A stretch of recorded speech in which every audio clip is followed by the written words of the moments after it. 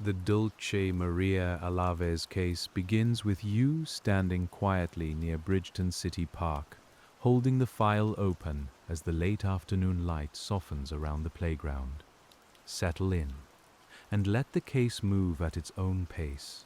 On the 16th of September, 2019, Dulce was 5 years old, wearing a yellow shirt with a koala on the front patterned pants and white sandals, the sort of ordinary clothes a child wears without knowing they will later be written down again and again.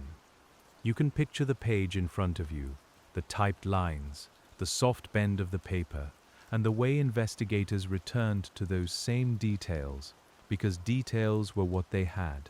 The Dulce Maria Alavez case never became simple, even though the beginning looked painfully ordinary.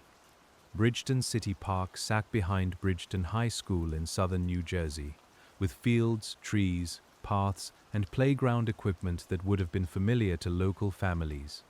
Stance, sound, sight lines, and the small habits of a Monday afternoon. Dulce had come to the park with her mother, her younger brother, and a young relative. Her mother stayed in a vehicle nearby, about 30 yards from the playground, while the children played. In the file, that distance is not just a number, but a stretch of grass, air, and ordinary noise, with the faint scrape of swings, the murmur of traffic, and the warm feel of September still hanging in the day. When you turn the first page, the case narrows to a few minutes. Dulce and her brother were near the swings, and then her brother came back without her. That is where the investigation begins to slow down, because a missing child case asks everyone to move quickly, while the truth itself may only be found by moving carefully. You can imagine the first officers arriving, their radios low and clipped, their shoes pressing into grass, their eyes searching the tree line and the playground edges. They were not reading a mystery yet. They were looking for a child.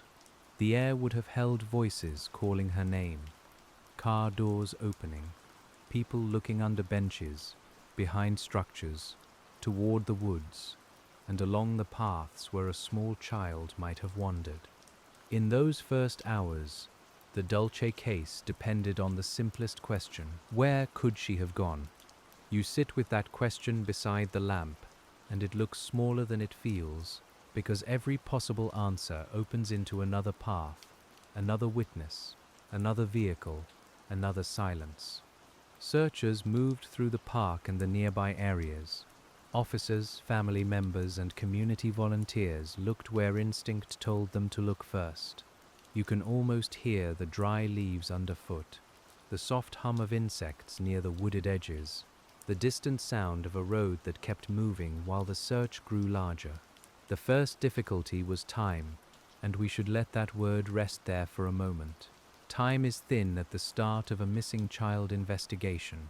It runs through interviews, phone calls, alerts, and searches, while detectives try to preserve what happened before memory blurs.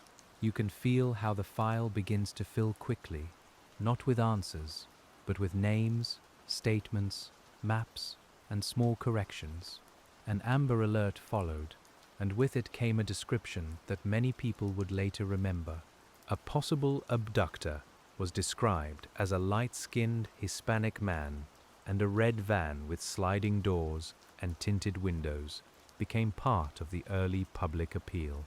The words are plain in the record, but you can sense how heavily they landed, because a description can help, and it can also widen a search into hundreds of possibilities. Detectives had to sort each possibility with patience.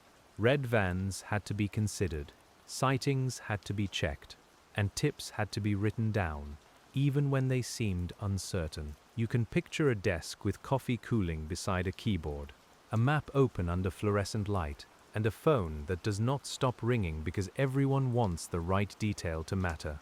But there was one more layer to the beginning, and it would shape the way the Dulce case stayed open. The park itself became a kind of witness. Bridgeton City Park was not a locked room or a private house. It was open space, familiar and public, with families, vehicles, fields, and wooded areas. When you read a case like this, you begin to understand why public places can be so difficult for detectives, because they are full of movement that feels normal until one moment becomes important. A person walking across grass may be nothing. A vehicle leaving a lot may be nothing. A child near the swings may seem safely within view until the minutes are counted again.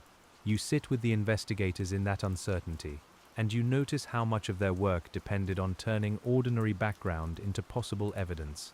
They needed witnesses, but witnesses remember in human ways. One person notices a shirt, another remembers a vehicle, someone else recalls a man only after hearing the news later. Memory has texture, like old paper rubbed soft at the fold, and detectives had to handle it carefully, without pressing too hard, and without letting it drift away. In the Dulce Maria Alavez case, the early witness information did not settle into one clean picture. The initial alert described one man and one vehicle. Later, police released a sketch of a different man they described as a possible witness, not a suspect, someone they hoped might know something about the park that day. That difference matters, and you can feel detectives marking it carefully in the file. The possible witness was described as a Hispanic man, around 30 to 35 years old, slender, wearing a white shirt, blue jeans, and a white baseball-style hat. He was said to have been with 2 young children. You can imagine the sketch on a bulletin board, the paper edges curling slightly. The image meant not to accuse, but to prompt recognition. That is one reason detectives could never crack the Dulce case quickly. The case produced shapes, but not certainty.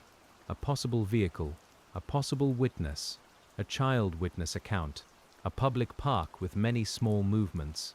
Each detail had to be kept, but none could be forced to become more than it was. We can sit for a moment with the quiet discipline of that.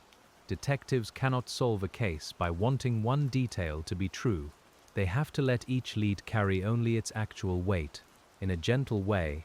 That is one of the hardest kinds of patience, because families need answers, communities need reassurance, and the file keeps asking for proof. By early October, hundreds of officers from multiple agencies had worked on the case. More than 1,000 tips had come in. Hundreds of locations and vehicles had been checked. You can hear the paper growing in the folders, the printer warming, the low murmur in offices where each new call had to be logged, compared, and followed until it either opened further or quietly closed. And still, the center stayed empty. Dulce was not found in the park. No single witness account resolved the afternoon. No confirmed sighting carried the case to a clear place. You turn that page slowly, because this is where speed begins to give way to endurance. Years later, the file would still return to those first hours. Because in the Dulce case, the beginning never stopped mattering. When detectives looked back at Bridgeton City Park, they were not only looking at a map, they were looking at angles. They were looking at how far a voice carries, where a person could stand without being noticed, and how quickly a child could move from one familiar spot to another.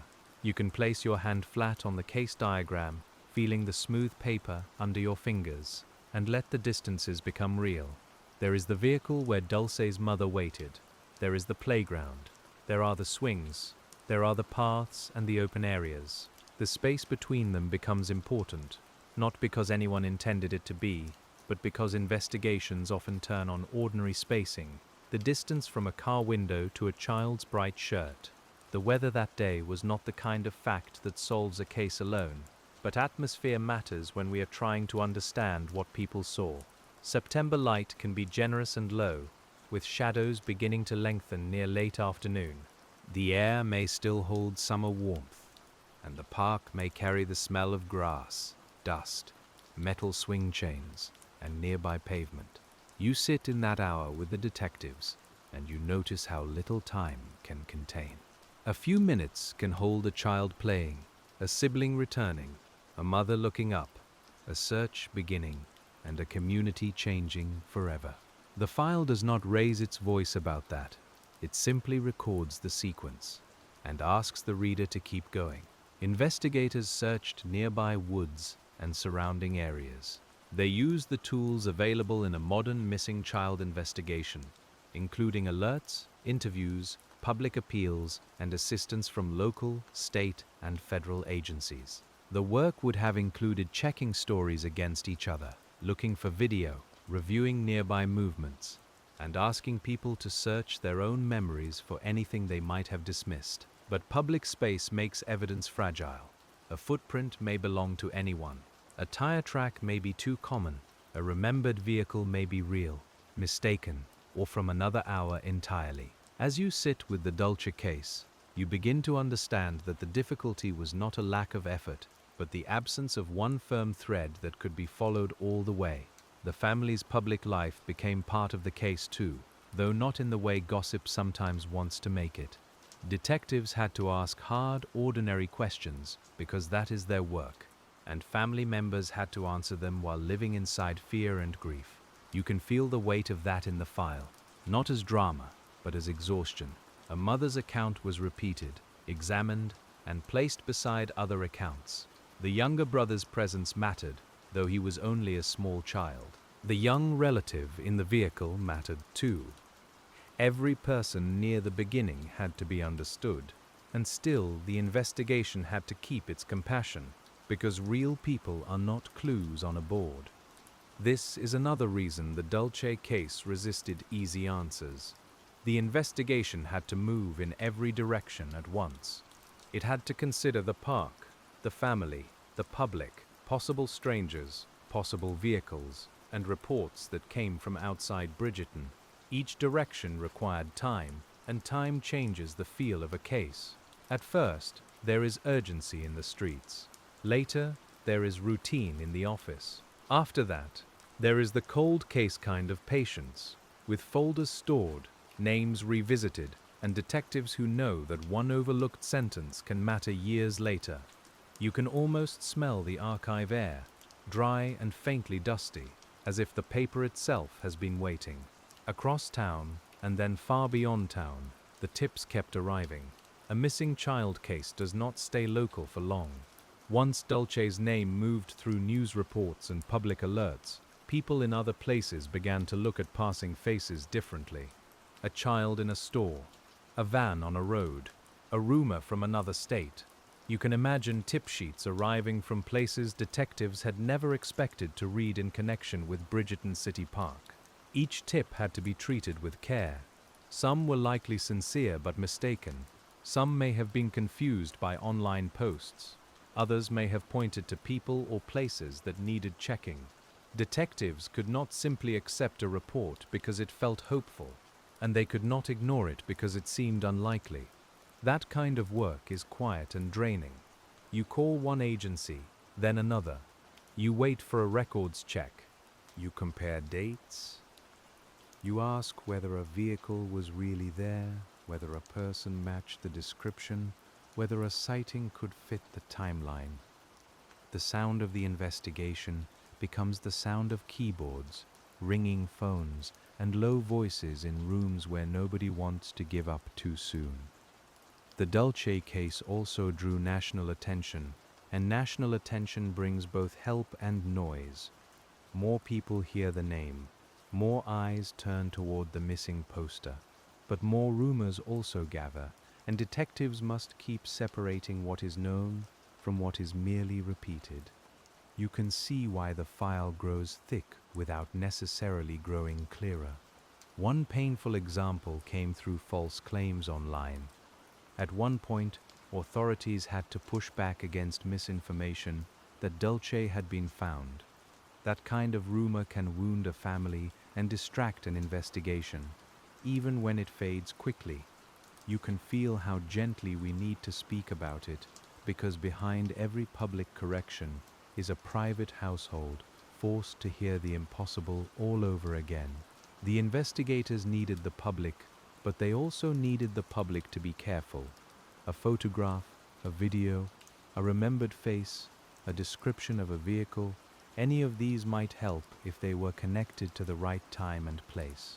But the wrong certainty can harden around a mistake, and a mistake can take time away from quieter leads. That is why detectives often sound restrained in public statements. They ask for help without promising resolution. They release descriptions without overstating them. They call someone a possible witness when that is all they can say. In the Dulce Maria Alavez case, that restraint was not coldness. It was the shape of responsible work. You can hold that distinction as you read. The public wants a story with a beginning, middle, and end. Detectives need evidence that can survive being questioned. Those are not the same thing, and when they do not meet, a case can remain open for years. There were searches outside New Jersey too, including attention that reached Ohio after letters connected to the case were reported. Even there, the work had to stay grounded. A letter is a physical thing, with paper, ink, folds, and postmarks, but it is not automatically truth. It must be examined, traced, compared, and placed beside everything else. You can imagine an envelope on a clean table, the paper handled carefully, the room quiet except for the soft buzz of overhead lights. Someone reads the words. Someone else checks where it came from.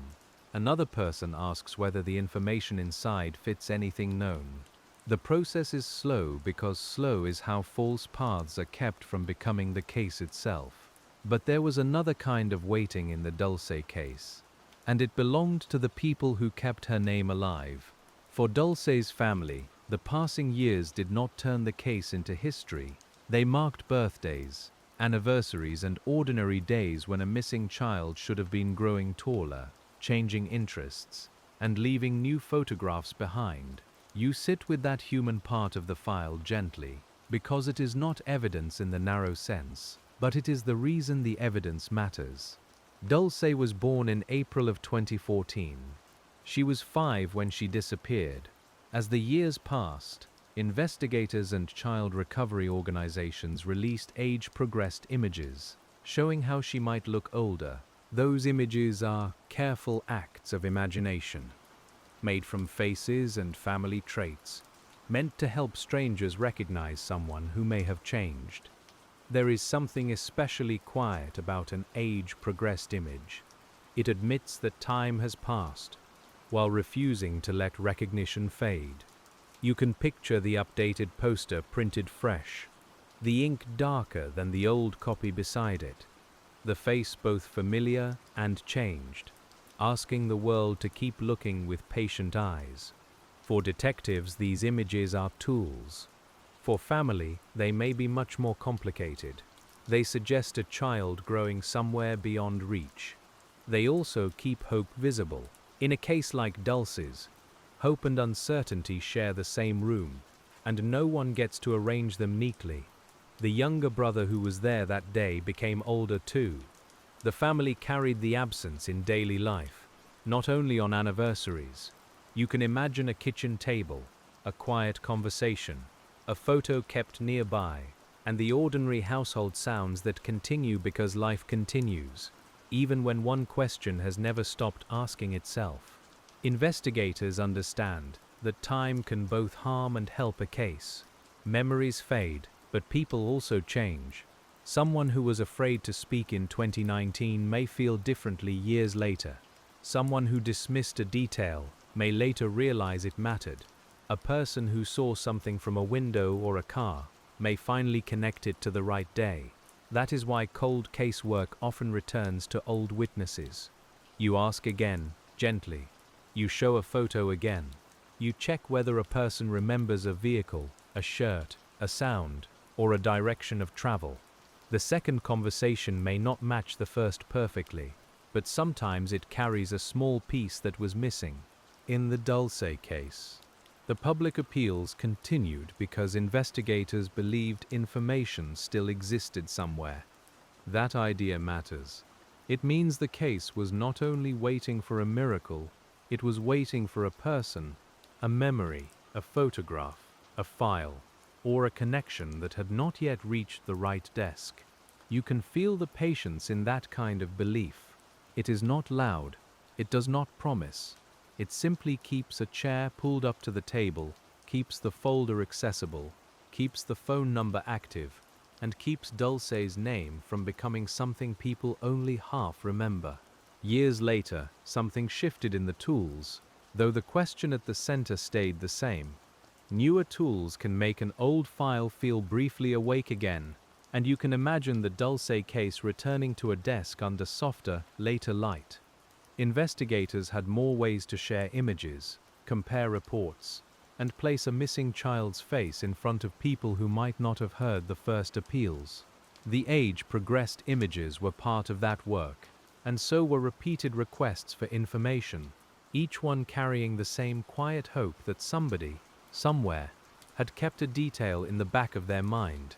But tools are not answers by themselves, and you feel that when you sit with this part of the file, a better image can help someone notice a resemblance, but it cannot tell detectives where Dulce went.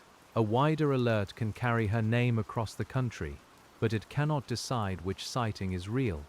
In a case like this, technology widens the room, while proof still has to walk in through the door. The investigators could search databases, review old statements, and compare tips across agencies, but they were still bound to the same Monday afternoon. You return to Bridgeton City Park with them, because the case keeps pulling you there. The late day air, the open fields, the playground, the vehicle nearby, the small child who came back, and the child who did not. Every new tool had to answer to those old minutes. That is one reason the Dulce case stayed difficult after the first wave of attention passed. Detectives were not only asking what happened, but whether a later report could truly connect to the park. A claimed sighting in another town might feel important. A message might sound personal. A rumor might spread quickly. Yet each one had to be measured against time, distance, and what was already known. You can picture a cold case review beginning with fresh eyes, but not with a blank mind.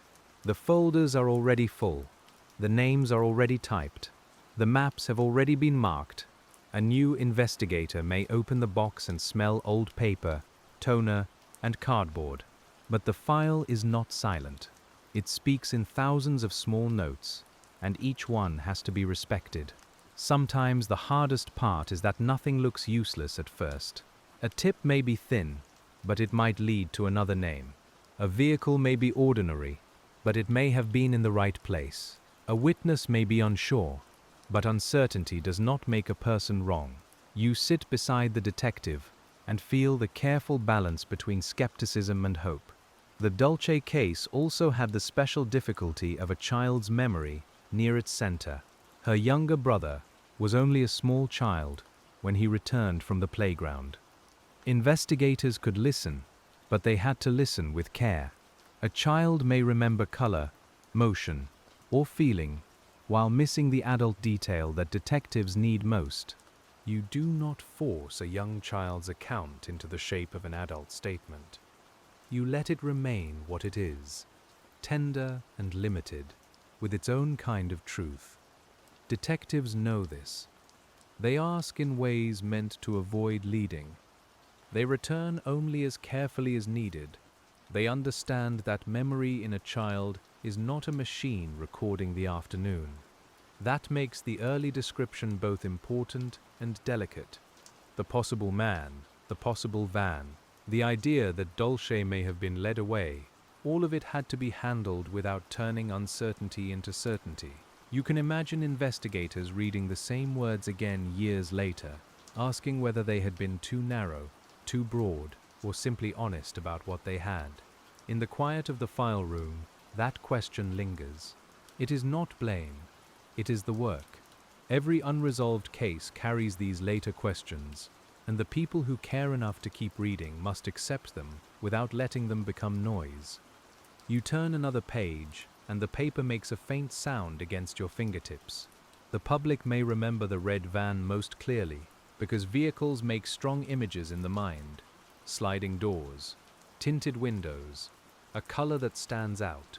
But detectives had to treat that image as one possible path among many, and not as a final answer. The world has many red vans, and most have nothing to do with the Dulce case. Checking vehicles is slow work.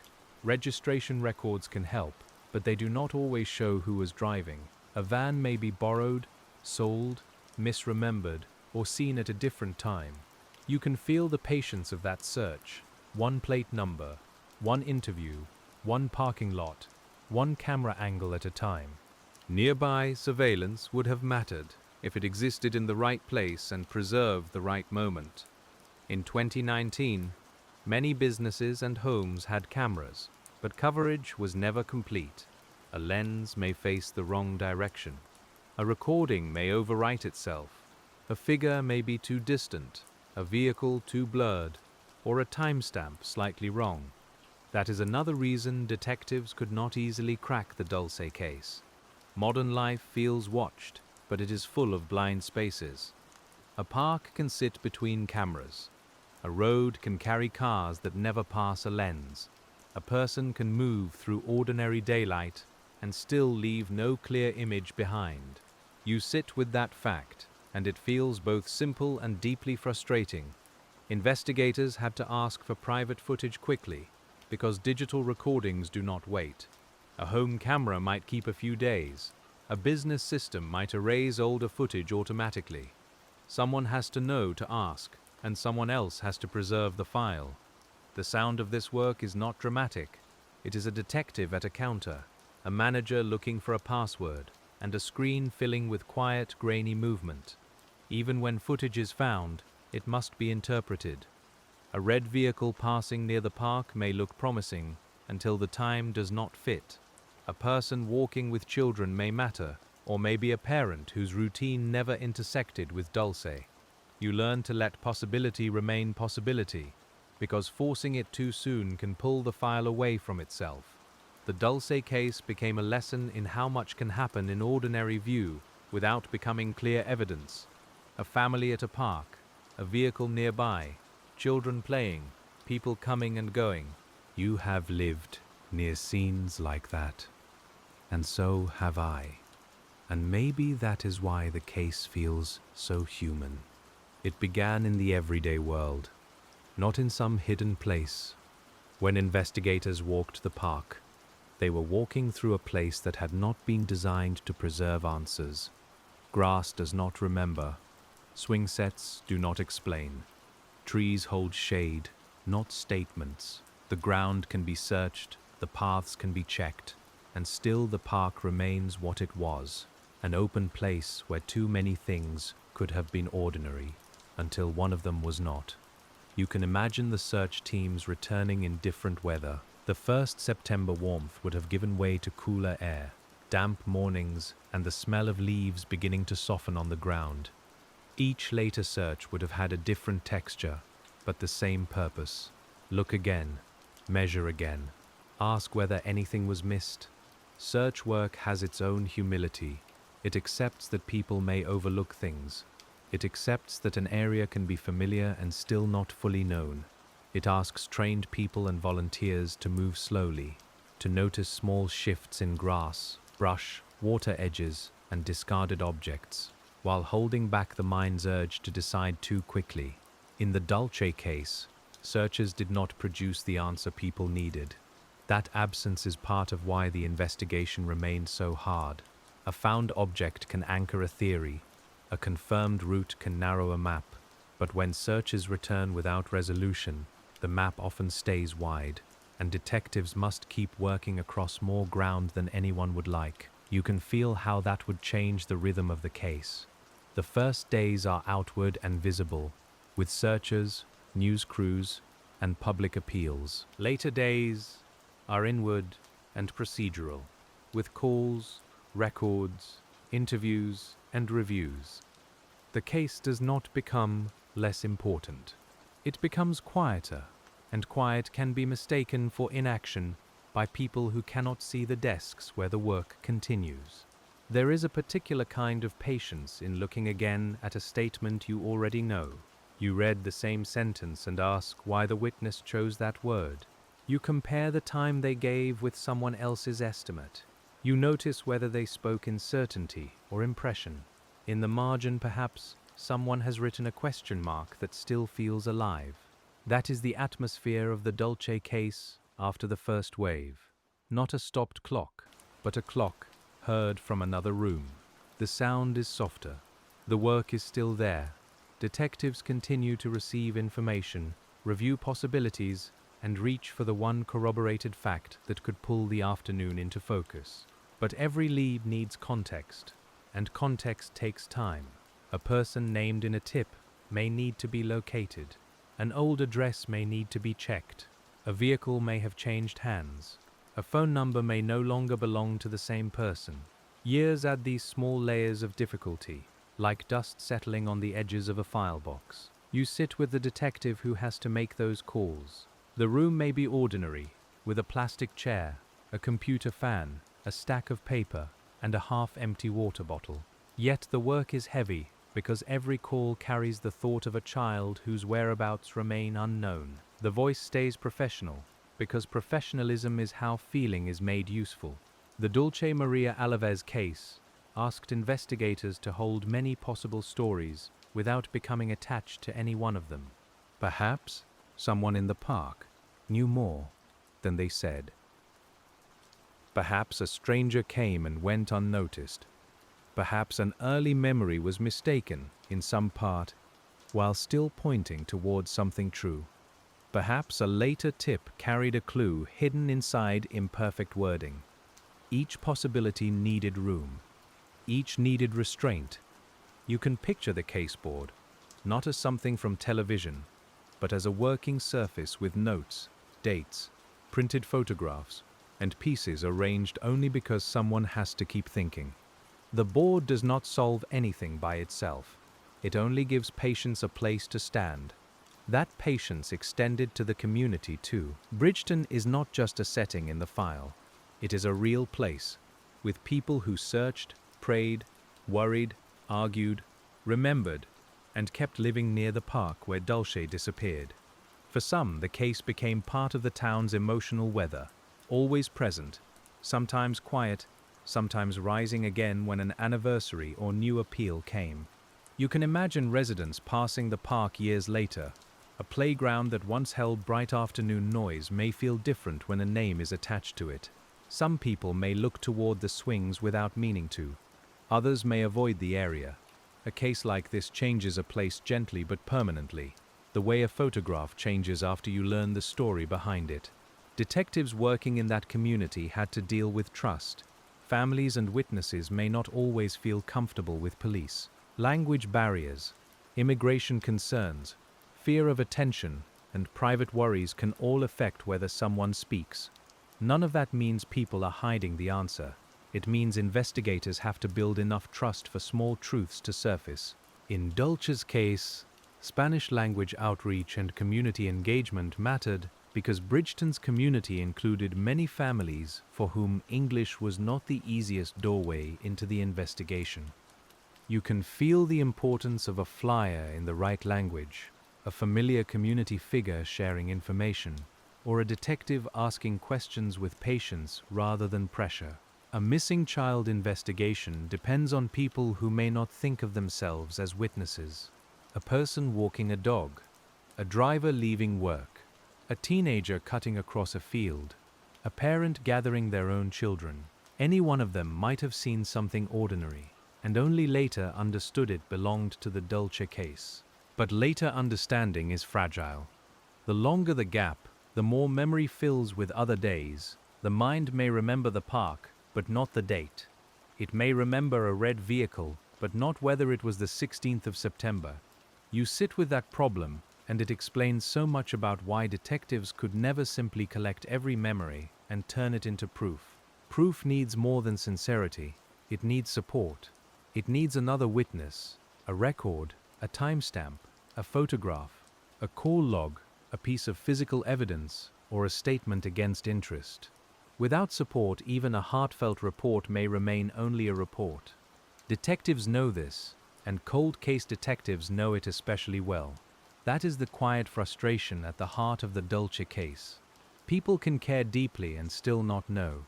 Investigators can work carefully and still not find the missing piece.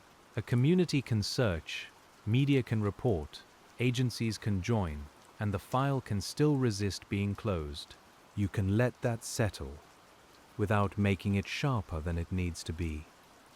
The case is not unsolved because no one cared. It is unsolved because the available facts did not lock together. The day at Bridgeton City Park produced urgency, but not the kind of evidence that gives a clear path forward. This is where we return to the idea of the first few minutes. In many missing person cases, the earliest gap becomes the hardest gap. If there is no immediate, confirmed sighting after the disappearance, detectives are left with a widening circle. They search nearby, they check roads, they ask who had access, they look for cameras, but the circle keeps growing. For Dulce, the circle widened from the playground to Bridgeton, from Bridgeton to New Jersey, from New Jersey to national missing child networks. Each widening helped, and each widening made the file larger. You can imagine maps spreading across a table, one local and one regional, then a wider one with pins that may or may not mean anything. The wider a case becomes, the more important discipline becomes. Without discipline, the investigation can drown in possibilities. With too much narrowness, it can miss the one unlikely thing that is true. Detectives had to hold the Dulce case in that middle place, neither closed off nor scattered, listening without believing everything, doubting without dismissing everything. That is not glamorous work. It is slow work. It is a person rereading a tip at the end of the day, deciding whether it has already been checked fully. It is a supervisor asking whether a lead has been documented. It is an evidence technician making sure old material remains stored properly, because future tools may need what the present cannot use. The file itself becomes a kind of landscape. Some pages are crisp because they were added later. Others are worn from handling. There may be printed emails, interview summaries, search notes, photographs, and copies of public posters. You turn each page and feel the soft resistance of paper that has been read before. In the Dulce case, the investigators also had to consider how public attention shaped the information coming in. A heavily publicized detail can make people notice similar things everywhere.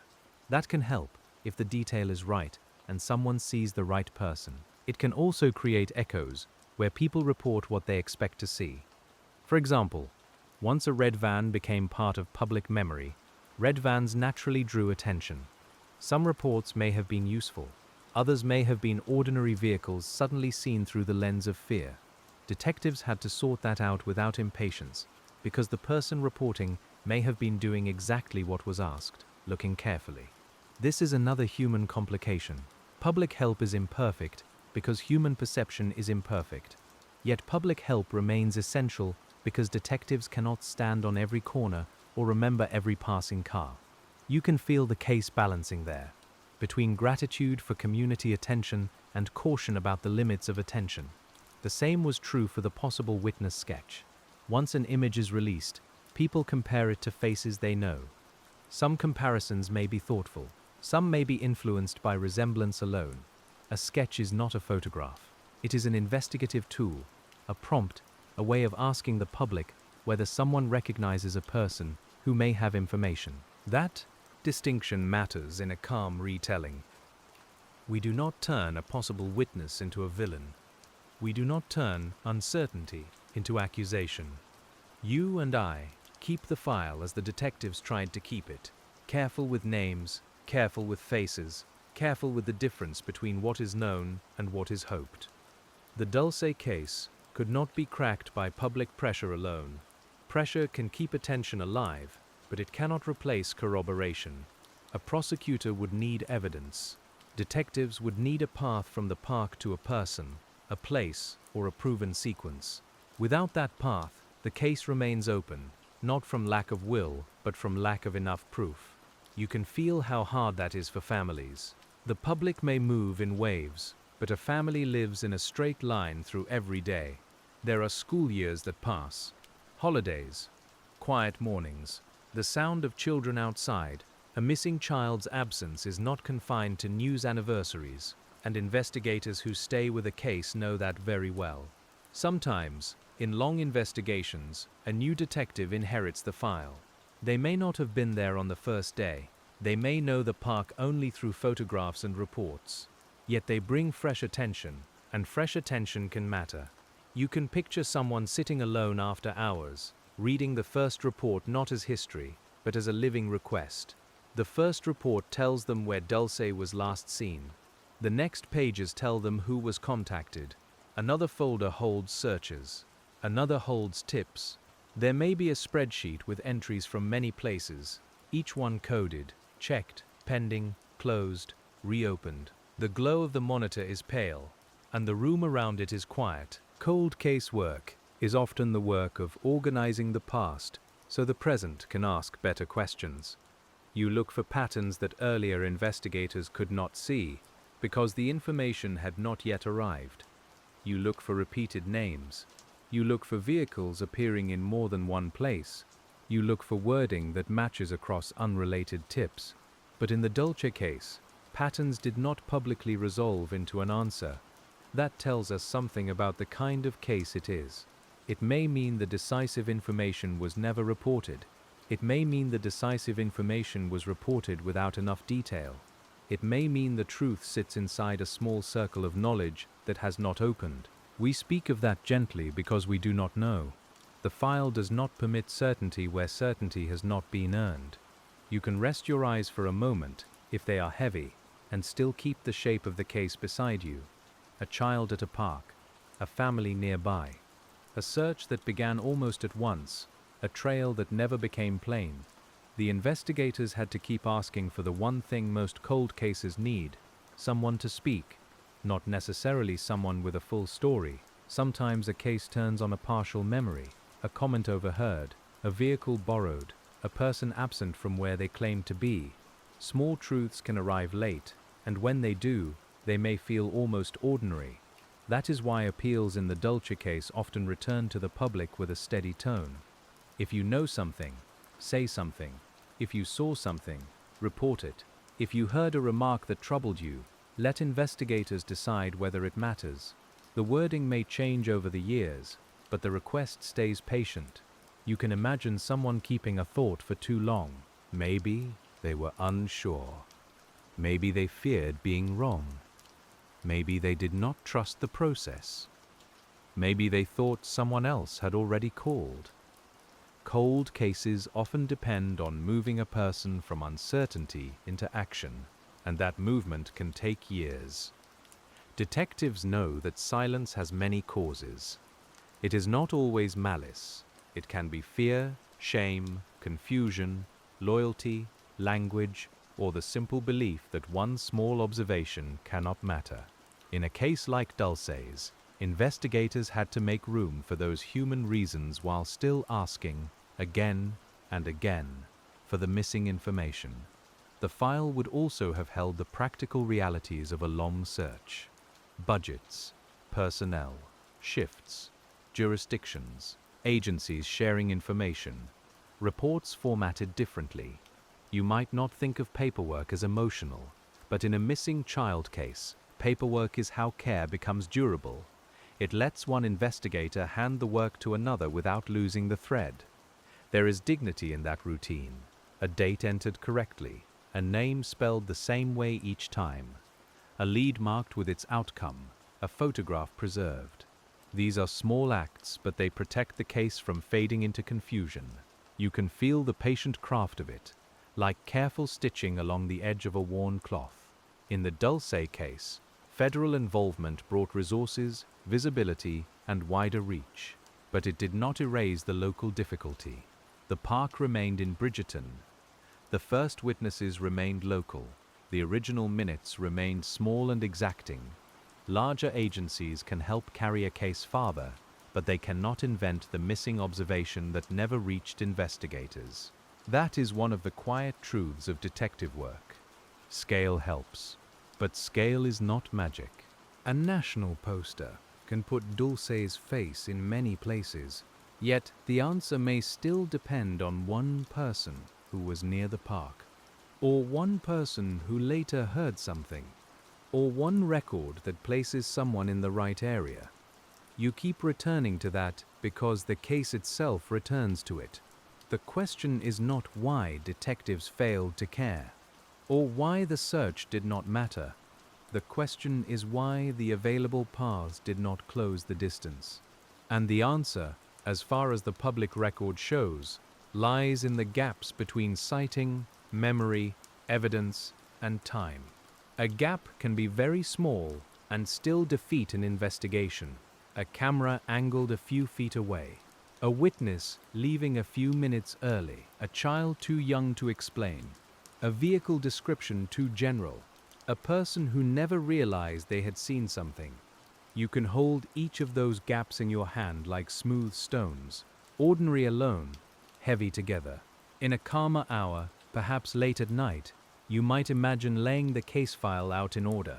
First the date, then the park, then the clothing description, then the Amber Alert, then the searches, then the sketches, tips, letters, age progressions, and anniversaries. The sequence is neat on paper, but the lived case was not neat at all. Investigators did not know which later items would matter. They had to work each one as it came. A tip in the morning, a media question in the afternoon, a family update, a possible sighting, a request from another agency. The case unfolded not as a clean line, but as weather, with periods of movement and long periods of waiting. Waiting is not emptiness in a cold case. It is a condition of the work. You wait for lab results, records, return calls, renewed attention, changed circumstances, and human courage. You wait because some evidence only becomes visible when someone is ready to bring it forward. You wait because forcing the wrong answer would only deepen the harm. The Dulce case required that kind of waiting, and still does. Every anniversary brought renewed appeals, and with them, the same careful language. Investigators continued to say they wanted information. Family continued to hope for answers. The public was reminded that Dulce had not simply become a memory, but remained a missing child with a name, a face, and a place in the world. You can imagine those anniversary days. Cameras may return. Reporters may ask familiar questions. Flowers, posters, or candles may appear. The air might be warm, like the day she vanished, or cooler, or damp with rain. Each year adds another layer, and still the first afternoon remains underneath everything. There is a tenderness in how communities keep remembering. It is imperfect, because communities are made of tired people with their own lives. But sometimes a poster stays in a window longer than expected. Sometimes a teacher mentions the case softly. Sometimes a person who was a child when it happened becomes old enough to understand why adults looked so worried. For detectives, public remembrance can open doors. Someone hears the case again and realizes they never made the call. Someone sees the age-progressed image and pauses. Someone who moved away from Bridgerton reads an update and remembers a detail from that day. Cold cases live partly on these delayed recognitions, but each recognition must still be tested. You and I return to that phrase because it is the spine of the work. Tested against records, tested against geography, tested against other statements, tested against what is possible and what is only imagined. A case is not solved when a story sounds right. It is solved when the evidence holds. That distinction is especially important with cases involving children, because emotion can run ahead of proof. People want to protect. They want someone named. They want a door knocked on and an answer found. Those instincts are human and understandable, but detectives have to move with a steadier hand. You can see the steadier hand in the way investigators spoke about the possible witness sketch. They did not say he had taken Dulce. They said he might have information. That kind of careful wording can feel unsatisfying, but it protects the investigation and the public. It leaves room for truth to arrive without being bent by accusation. The same restraint applies to family members. Early in many missing child cases, Families are scrutinized, sometimes publicly and painfully.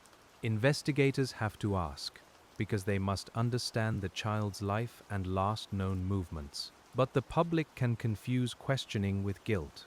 In a gentle retelling of the Dulce case, we keep those things separate.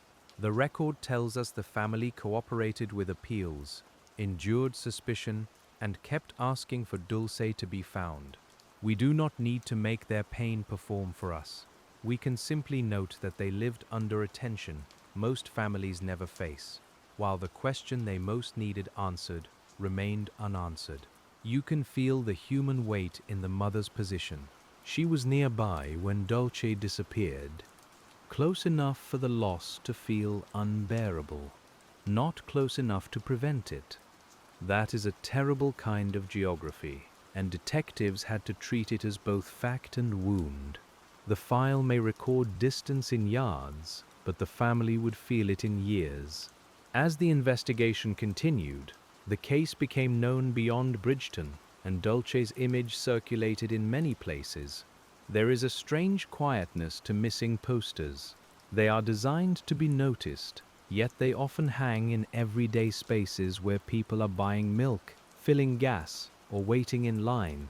A child's face becomes part of the background until one person looks closely. The poster asks the viewer to do a small, serious thing. Remember this face. Notice resemblance. Report information. You can imagine a hand smoothing the paper against glass, tape pulling at one corner, the colors fading slightly in sun. Even fading is not failure if the poster stays long enough to meet the right eyes. Age progression changed the poster's work over time. Dulce was not 5 forever, though the last confirmed image of her belonged to that age.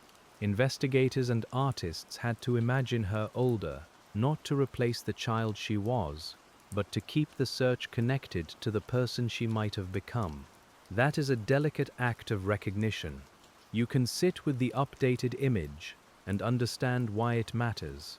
A missing child may change hair length, height, face shape, and expression. Someone who would not recognize the 5-year-old might recognize the older face. The image is a bridge between memory and possibility. Fragile but necessary. Still, an image cannot speak. It waits where it is placed. It waits on a website, a flyer, a television segment, a social media post. It waits for someone to look slowly enough. In the Dulce case, that waiting became part of the investigation's long texture. The quiet presence of her face in public spaces long after the first searchlights were gone. The difficulty with time is that it makes every path longer. If Dulce was moved from the park, the route may have passed through places where records were not kept or have since disappeared. If someone knew something, their life may have changed. They may have moved, changed names, lost phones, forgotten dates, or become harder to find. Detectives working years later often chase people through old addresses and faded contact information. A lead sheet might list a number that no longer rings. A former neighbor may remember a first name only. A landlord may have sold a building. You can hear the slow work in it, the patient tapping of keys, the soft sigh when another number fails. And still, they continue. That is the part of detective work that sleep stories can honor without making it dramatic. The persistence is not loud. It is someone returning to the same unresolved point, because the person at the center matters. Dulce's name remains on the file, and the file remains an instruction to keep going. In some cases, forensic advances solve what interviews could not. Old DNA, preserved evidence, genealogy, and new testing methods have changed the endings of cases that once seemed fixed in silence. But those tools require certain kinds of evidence. They need material to test, a scene that preserved it, or an object that can be connected to the right person and moment. The Dulce case, at least publicly, has not turned on such a piece of forensic evidence. That makes it different from cases cracked decades later by a retained sample or a forgotten envelope. Here, the problem appears more like absence than comparison. Detectives did not publicly have the single physical item that could point cleanly from the park to an individual. You can feel the difference. A DNA case asks, whose profile is this? A missing child case without such an anchor asks, where did she go? Who saw her? Who knows? What movement was missed? Both questions are hard, but they require different kinds of patience. One waits for science. The other waits for information. Science may still help around the edges. Digital analysis, image enhancement, database searches and communication tracing can all matter, but they do not remove the need for a human bridge. Someone must connect the facts. Someone must say what they saw, or remember where someone was, or provide the record that closes the gap. This is why the Dulce case remains so tied to public appeals. The investigation cannot live only in sealed rooms and evidence lockers. It needs the world outside the file. It needs people who may have left Bridgerton, people who were passing through, people who heard a remark, people who have been unsure for years. You can imagine a detective phrasing the request gently, after many anniversaries. Even if you think it is small, even if you are not certain, even if you called before and remembered something more, let us decide whether it helps. That is not desperation. It is the plain method of a case still waiting for its missing piece. There is a moral patience in that request. It does not demand that a witness solve the case alone. It asks only for their part. Cold cases often turn when people understand that they do not need to know everything. A small detail, honestly given, can be enough to reopen a path that looked closed. In Dulce's file, one can imagine many such small details still being possible. A vehicle seen at the wrong edge of the park, a person asking unusual questions, a child's name mentioned later, a hurried move, a changed routine. We do not pretend any one of these happened. We only understand the kinds of things detectives would keep listening for. That restraint keeps the retelling calm. We are not inventing answers. We are sitting with the shape of the unsolved work. You turn the page, and the file offers no flourish. Only another lead number, another date, another note that someone followed a possible path as far as it would go. Sometimes those paths end in a sentence. No further information. Unable to verify. Not consistent with timeline. Vehicle located and cleared. Person interviewed. Tip unfounded. Each phrase is short, but behind it may be hours or days of work. The file's quiet language can hide the labor it took to write one line. You can almost see the detective at the end of a long shift, adding that line carefully. The chair creaks. The office is cooler now. Outside, the parking lot lamps have come on. The report has to be accurate, because someone may rely on it years later. Someone who never met the witness and never walked the first search. That future reader might be you tonight. You open the Dulce case not to solve it in one sitting, but to understand why it stayed open. You notice how much effort can gather around a case without finding the one piece it needs. You notice how careful language is not evasive, but honest. Honesty is essential here. It would be easy to make the case sound as if one overlooked clue must be glowing somewhere in the file. Real investigations are not always like that. Sometimes the clue was never recorded. Sometimes it was seen by someone who did not understand it. Sometimes it exists only as knowledge inside another person's silence. That is a difficult truth, but we can hold it gently. It does not mean the work is hopeless. It means the work must be patient. The Dulce case asks for patience from detectives, from family, from the community, and from anyone who hears her name years later and takes a moment to remember. As you sit with this portion of the file, the sensory world grows quieter. The park is no longer full of first-day searchers. The posters have been replaced more than once. The office lights have changed. Computers have been updated. People who were children have grown taller. Yet the first page still says the same thing, that Dulce Maria Alavez disappeared from Bridgerton City Park on the 16th of September, 2019. That date is an anchor and a boundary. It anchors the investigation to a real afternoon. It also marks the edge beyond which certainty thins. Before that date, detectives could learn about routines, relationships, and plans. After that moment, they had to search outward into uncertainty, trying to find the path that left the park. You can imagine drawing that line on a page, before, after. Not dramatic, just plain.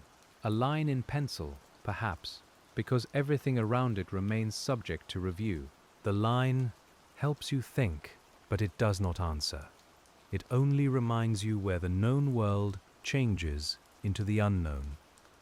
The unknown in the Dulce case is not empty, though. It is filled with work.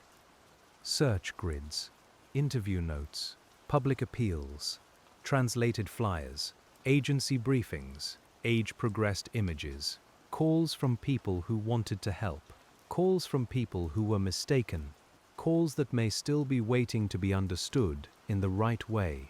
You can let those calls become the soft background sound of the investigation. A ring, a pause, a voice giving a name, a detective writing carefully, a promise that someone will check. Most calls do not solve a case, but each one has to be handled as if it might, because once in a long while, one does. This is why cold case investigators develop patience that looks almost ordinary from the outside. They do not leap at every new thing.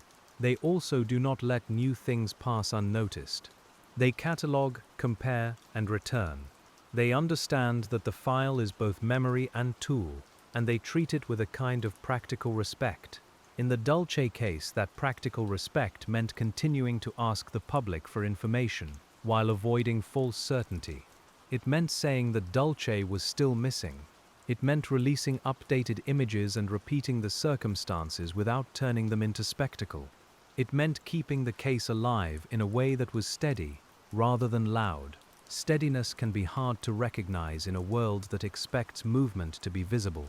A solved case makes headlines. An arrest creates a clear date. A recovery changes the file. But an ongoing investigation often looks like the same appeal repeated, though behind it, the work may have shifted many times. You can think of it like a lamp, left on in a room at the back of a building. The street may be quiet. The building may look closed, but someone is still inside, reading, comparing, and waiting for the phone to ring. That is the feeling of the Dulce case after the first years. Not abandoned, but unresolved. And unresolved cases can carry a particular burden for investigators. They may know they did many things right. They may know they followed thousands of tips. They may know that other agencies assisted, that searches were wide, that appeals were constant. Still, the absence remains. The measure of success is not effort, but finding the child, and that had not happened. You sit with that professional sadness without making it sentimental. Detectives are trained to keep working, but they are still human. A child's missing poster on a wall is not the same as a stolen object report. It has a face. It has a birthday. It has a family waiting. The work may be procedural, but the reason is deeply personal. The family's public appeals carried that personal reason into the open. Over time, they asked people to remember Dulce, to share information, and to help bring her home. You can imagine the strain of speaking into microphones after years of no answer. The same name, the same photograph, the same hope, spoken again because silence has not given anything back. For listeners half asleep tonight, we do not need to dwell on anguish. We only acknowledge it with respect. A family can become tired and still continue. A community can lose intensity and still care. A detective can close the file drawer at night and open it again later, because the absence has not become acceptable. The Dulce case also reminds us that not every investigation is blocked by one obvious mistake. Sometimes, cases remain unsolved because reality was uncooperative from the beginning.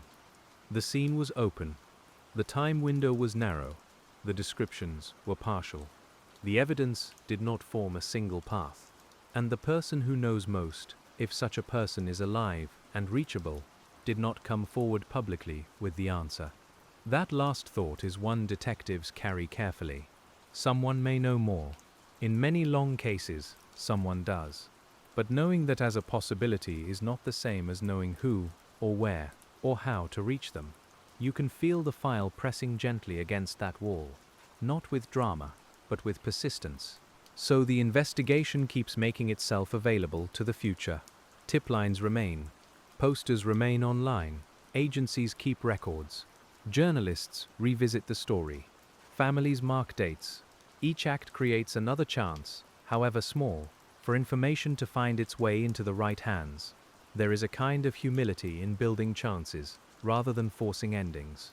You put the information out again. You correct rumors. You protect the facts.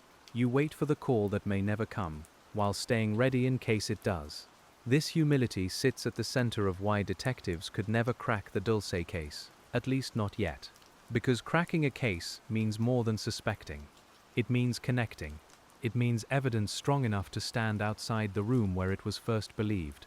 It means a child's path accounted for, a person's actions proven, a place identified, a sequence established. Without that, even a powerful theory remains only a theory.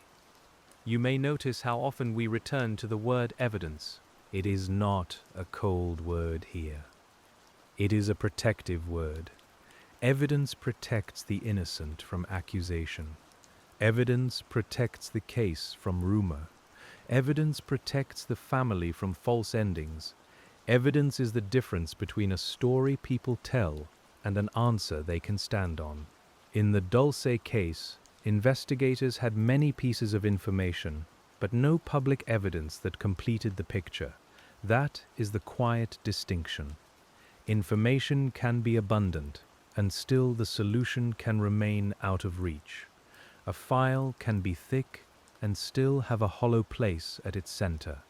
You can picture that hollow place without fear. It is simply the unanswered question.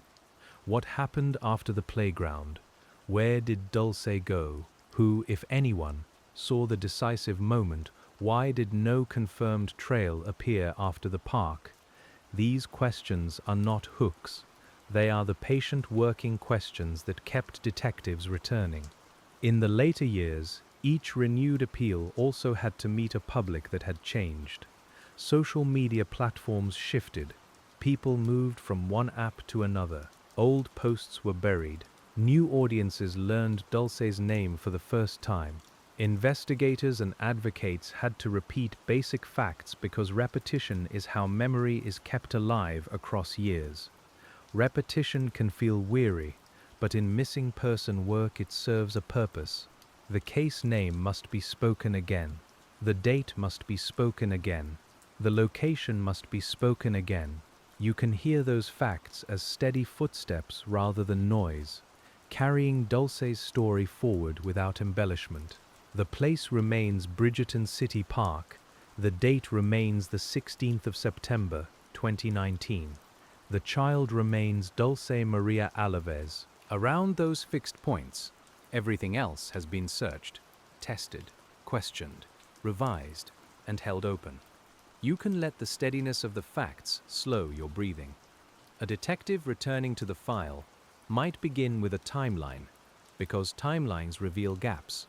They put events in order and expose places where time is not accounted for. In the Dulce case, the timeline around the park would be studied with special care, not because timelines solve everything, but because they keep the mind from drifting too far. You can imagine the timeline written in simple entries. Arrival at park, children at playground, brother returns, search begins, police notified, alert issued, searches expand, tips received. Each entry is plain, and each one carries its own weight. The spaces between entries may matter most. Those spaces are where detectives ask practical questions. Who was present? Who left? Who noticed? What vehicles were nearby? What cameras covered roads? What route could be taken without drawing attention? What sounds would carry from the playground to the vehicle? These are not dramatic questions. They are patient questions, and they have to be asked again and again. Sometimes a later review reveals that a question was answered but not linked to another answer. Sometimes it shows that an assumption crept in unnoticed. Sometimes it confirms that earlier investigators were thorough and that the gap is simply real. Any of those outcomes is valuable, though not always satisfying. The Dulce case appears, from the outside, to have been reviewed many times. Public agencies do not always share each review, and they should not share everything. Some details must remain quiet, so future tips can be tested. You can respect that silence, even while understanding why the public wants more. A withheld detail can be a tool. If someone calls with information only the right person would know, investigators can compare it to facts never released. That is why not every part of a case belongs in public narration. Some rooms in the file stay closed, not to create mystery, but to protect the possibility of truth. So we stay with what can be said. Dulce disappeared from a public park. Searches were extensive. Tips were numerous. A vehicle description and possible witness information were circulated. Age progression continued. The case remained unsolved, and detectives could not publicly connect the known facts to a final answer. Within those boundaries, the human story is still deep. You can feel it in the objects: a child's shirt, a printed poster, a park map, a detective's notebook, a stack of tip sheets, a family photograph. The physical world of the case is ordinary, and that ordinariness makes it more tender, not less. The shirt with the koala is one of those details people remember because it is so specific. A yellow shirt is easy to picture. A koala makes it childlike and personal. Investigators use clothing descriptions because they help recognition, but for listeners, clothing can also bring the child back from abstraction. Dulce was not a case title. She was a little girl dressed for an ordinary afternoon. You sit with that gently. We do not need to imagine fear. We do not need to create scenes we cannot know. We simply allow the known details to be enough. A warm day, a park, children playing, a mother nearby, a search, a name spoken by many voices as the light changed. The more a case is discussed publicly, the greater the responsibility to stay careful. The Dulce case has attracted theories, as unsolved cases often do. Some theories may come from concern, others may come from the restless habit of turning pain into entertainment. In this quiet room, we do not do that. We keep to patience, evidence, and respect. Theories without evidence can harm living people. They can frighten witnesses. They can bury useful facts beneath speculation. They can give a family another burden to carry. Detectives know this, and good investigators learn to keep their own private theories obedient to the evidence. You can imagine an investigator saying, perhaps only to themselves, that a theory is useful only if it tells you what to check next. If it cannot be tested, it may comfort the mind but not advance the case.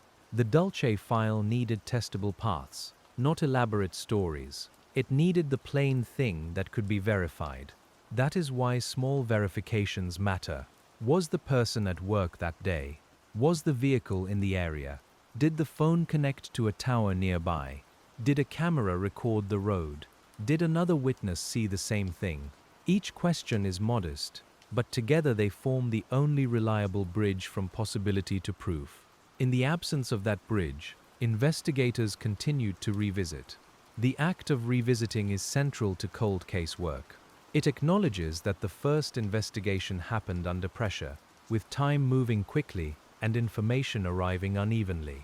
A later review has the advantage of distance, though it also has the disadvantage of fading memories. You can feel both at once.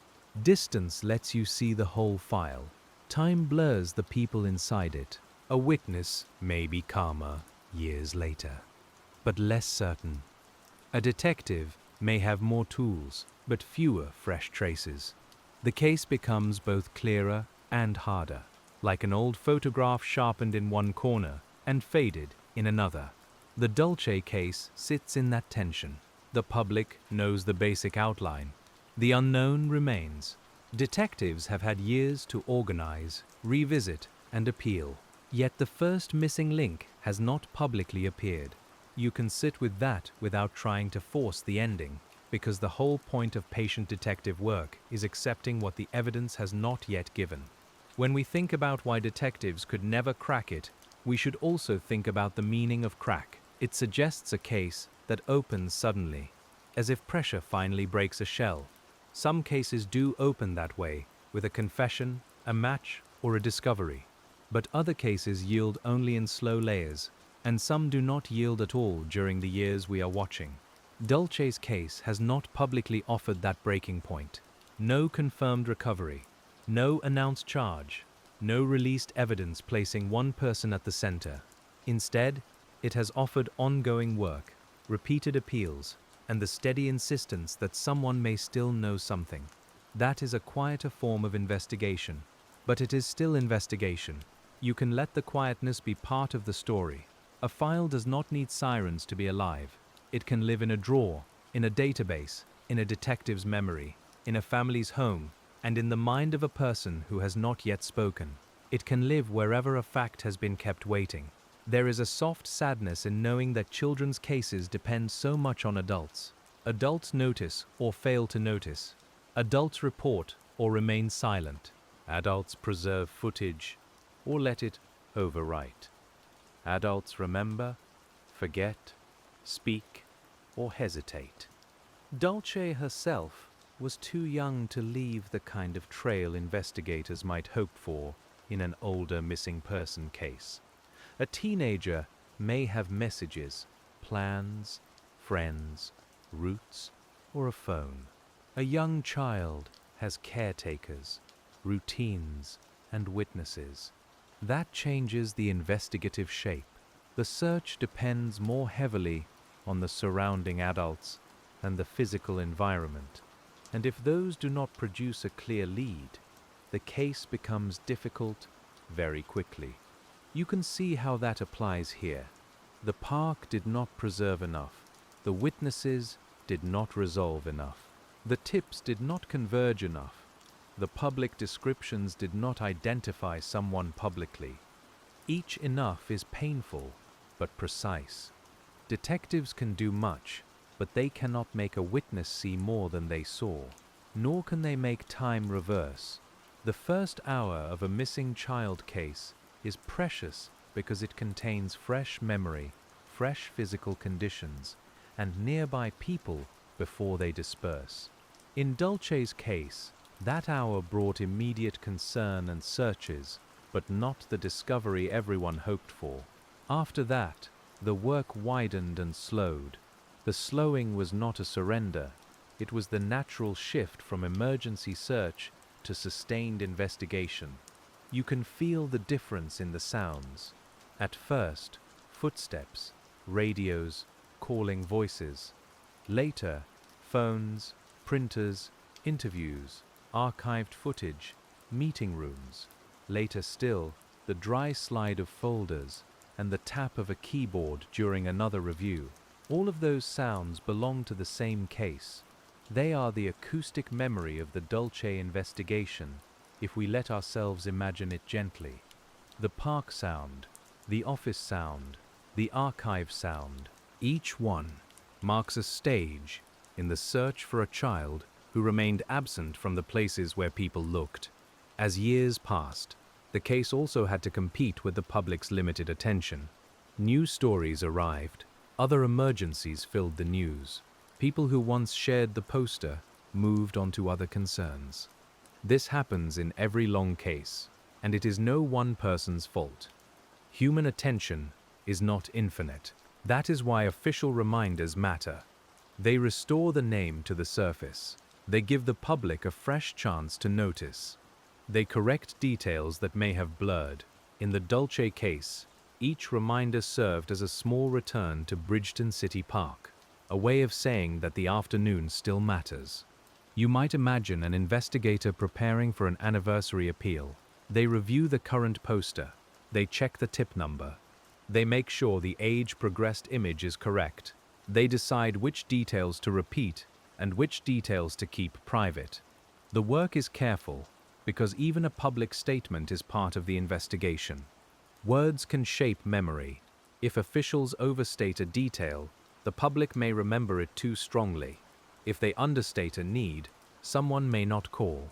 If they accuse without evidence, they may damage the case. So the language remains measured, and that measured language is exactly what a calm retelling should preserve. The Dulce case asks us to be comfortable with measured language, not because the situation is small, but because it is serious. Serious things deserve accuracy. Serious things deserve restraint. You can feel the difference between a voice trying to excite you and a voice trying to keep faith with the facts. Tonight, we keep faith with the facts. You are still at the desk. The lamp is still low. The file is still open. Outside the imagined window, the world is quiet. And inside the file, the same afternoon waits with its unresolved spaces. One of those spaces concerns movement out of the park. If Dulce left the playground area with someone, detectives would want to know the route. Toward a parking area, toward a road, toward trees, toward a vehicle. Each route would bring different witnesses and different possible cameras. Yet without a confirmed direction, every route remains possible. A confirmed direction can transform a case. It tells searchers where to concentrate. It tells detectives which roads matter most. It narrows vehicles. It places a person or object in context. In the Dulce case, the public record did not provide that kind of confirmed direction, at least not one that solved the investigation. So the park remained broad. The search had to account for more than one path. You can picture maps marked with circles and lines, some darker from repeated attention, some lighter where a possibility had been checked and found less useful. The map is not a solution. It is the shape of uncertainty made visible. Uncertainty also appears in timing. Even when people estimate minutes honestly, those estimates can stretch or shrink. A child seems gone for a moment, and then the moment becomes longer when panic arrives. A witness thinks they saw someone around a certain time, but later learns the critical window was narrower. Time in memory is soft. Detectives try to harden time with records. A phone call, a receipt, a camera timestamp, a message, a dispatch log. These records help anchor memory, but they do not always cover the exact moment needed. You can sense the frustration of having anchors around the gap, but not inside it. The Dulce case lived inside that kind of gap. The known before, the known after, the unconfirmed middle. That middle is where detectives needed the missing fact, and that middle may have lasted only minutes. A few minutes can be enough for an entire case to change, and not enough for the world to record how. As you keep reading, you begin to notice that the investigation's difficulty was not one large wall, but many small ones. Public space, partial descriptions, limited surveillance, young witness memory, time delay, rumor, jurisdictional reach, lack of a confirmed route, lack of public forensic anchor. Each wall might be manageable alone, but together they formed a long, quiet barrier. The detectives could climb parts of it. They could search, interview, appeal, compare, revisit. They could keep Dulce's name active, but to crack the case, they needed something that went through the barrier, a fact strong enough to connect the pieces. Publicly, that fact has not appeared. There is no need to dramatize that absence. It is heavy enough as it is. You can place it gently on the table beside the file, like a smooth paperweight holding down the first page. The absence does not erase the work. It explains why the work had to continue, and the work, in its quiet way, continued through people who may never be known publicly, dispatchers who took calls, officers who searched, analysts who sorted tips, volunteers who walked ground, advocates who shared posters, family members who spoke Dulce's name when they were tired.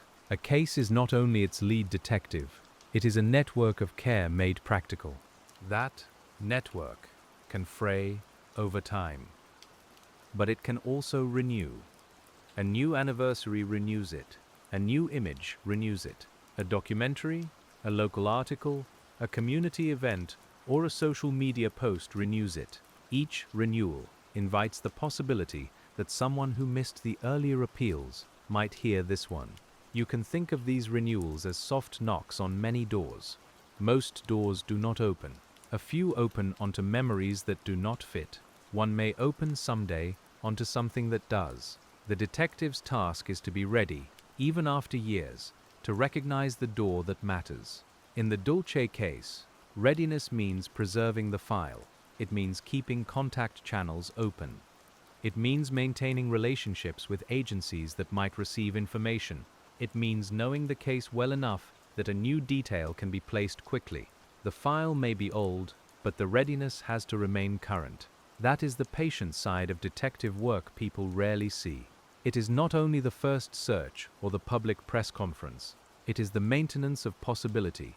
You keep the case organized so that if truth arrives late, it will not find the room empty. As you turn another page, the room seems even quieter now, and the weight of the paper feels familiar in your hands. The Dulce case is still speaking in its careful way, not with answers, but with the steady instruction to look again. Somewhere in these pages, perhaps, is a small unanswered question that leads into the next part of the file, and we can follow it slowly, without hurry, because the night is long and the work has always been patient. The next small question may not look important at first, and that is often how old files behave when you return to them with tired eyes. You might notice a word repeated in two separate tips, or a street name that appears in the margin, or a witness who said they were unsure and then never appears again. In the Dulce case, this is where patience becomes less like waiting and more like listening, because the file has already told its loudest facts. You lean closer, not to force the pages, but to let the quiet parts become visible. A case can be crowded with activity and still hide its most useful absence in a plain sentence. Someone did not see a vehicle where one might have been expected. Someone heard nothing from a direction where sound should have carried. Someone's estimate of time rests alone, without another record to steady it. Detectives learn to respect those absences. They are not proof by themselves, but they are sometimes the shape around proof. In the Dulce Maria Alavez case, the lack of a confirmed direction after the playground may have mattered as much as any sighting, because direction is what turns a search into a route. Without it, the case remains open on several sides. You can picture a detective standing again near the playground, not during the first rush, but later, when the park is calmer. The metal of the swing chain feels cool against the hand. The ground is uneven in small, ordinary ways. From the playground, the surrounding world opens in more than one direction, and each direction offers both possibility and doubt. The investigator might listen there. Traffic in the distance, a door closing, children's voices from another part of the park, wind moving through leaves. The question is simple enough to write down, but hard enough to live with. What could be seen and heard from here, at that hour, by those people, on that day? That kind of reconstruction is never perfect. Weather changes, trees grow. A parked vehicle may not be where it was. The mind knows it is not standing inside the original afternoon, only beside its outline. Still, these returns matter, because the body understands distance in a way a diagram cannot. You feel that too as you sit with the case. A written distance can seem short until you imagine a child at one end and a vehicle at the other. A few seconds can seem brief until you imagine looking down, speaking to another child, checking something in your hand, and looking up again. Investigation often lives in those human-sized intervals. The Dulce case depended on intervals like that. The time between playing and absence, the time between noticing and searching, the time between a possible observation and a formal statement, the time between a public alert and the first wave of tips. Each interval had its own texture, and none could be ignored. If you were the detective tonight, you might write the word interval in the margin, lightly, as a reminder, not because it solves anything, but because it keeps your attention on the spaces where movement may have happened. A missing child case is made from known points and unknown movement between them, and the movement is often the hardest part. The park's openness meant many movements could have looked natural. A child walking with an adult can seem ordinary if the adult appears calm.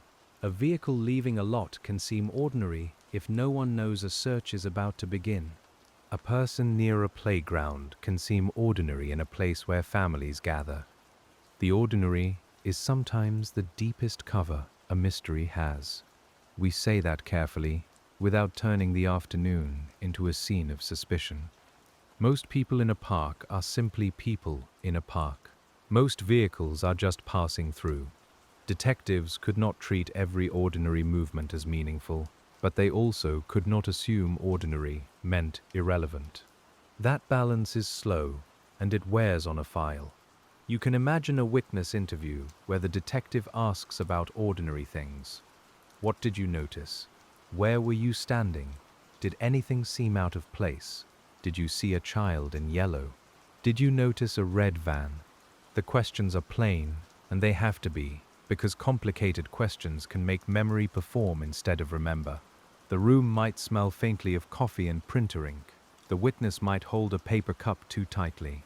A detective may write in a notebook even while recording, because the hand sometimes catches emphasis the machine does not. In the Dulce case, those early interviews would have been part of the foundation, and foundations are difficult to repair later. Years later, when the same witness is contacted again, the room is different. Maybe the interview is by phone. Maybe the witness has moved. Maybe they remember the attention around the case more clearly than the day itself. You can feel the problem there.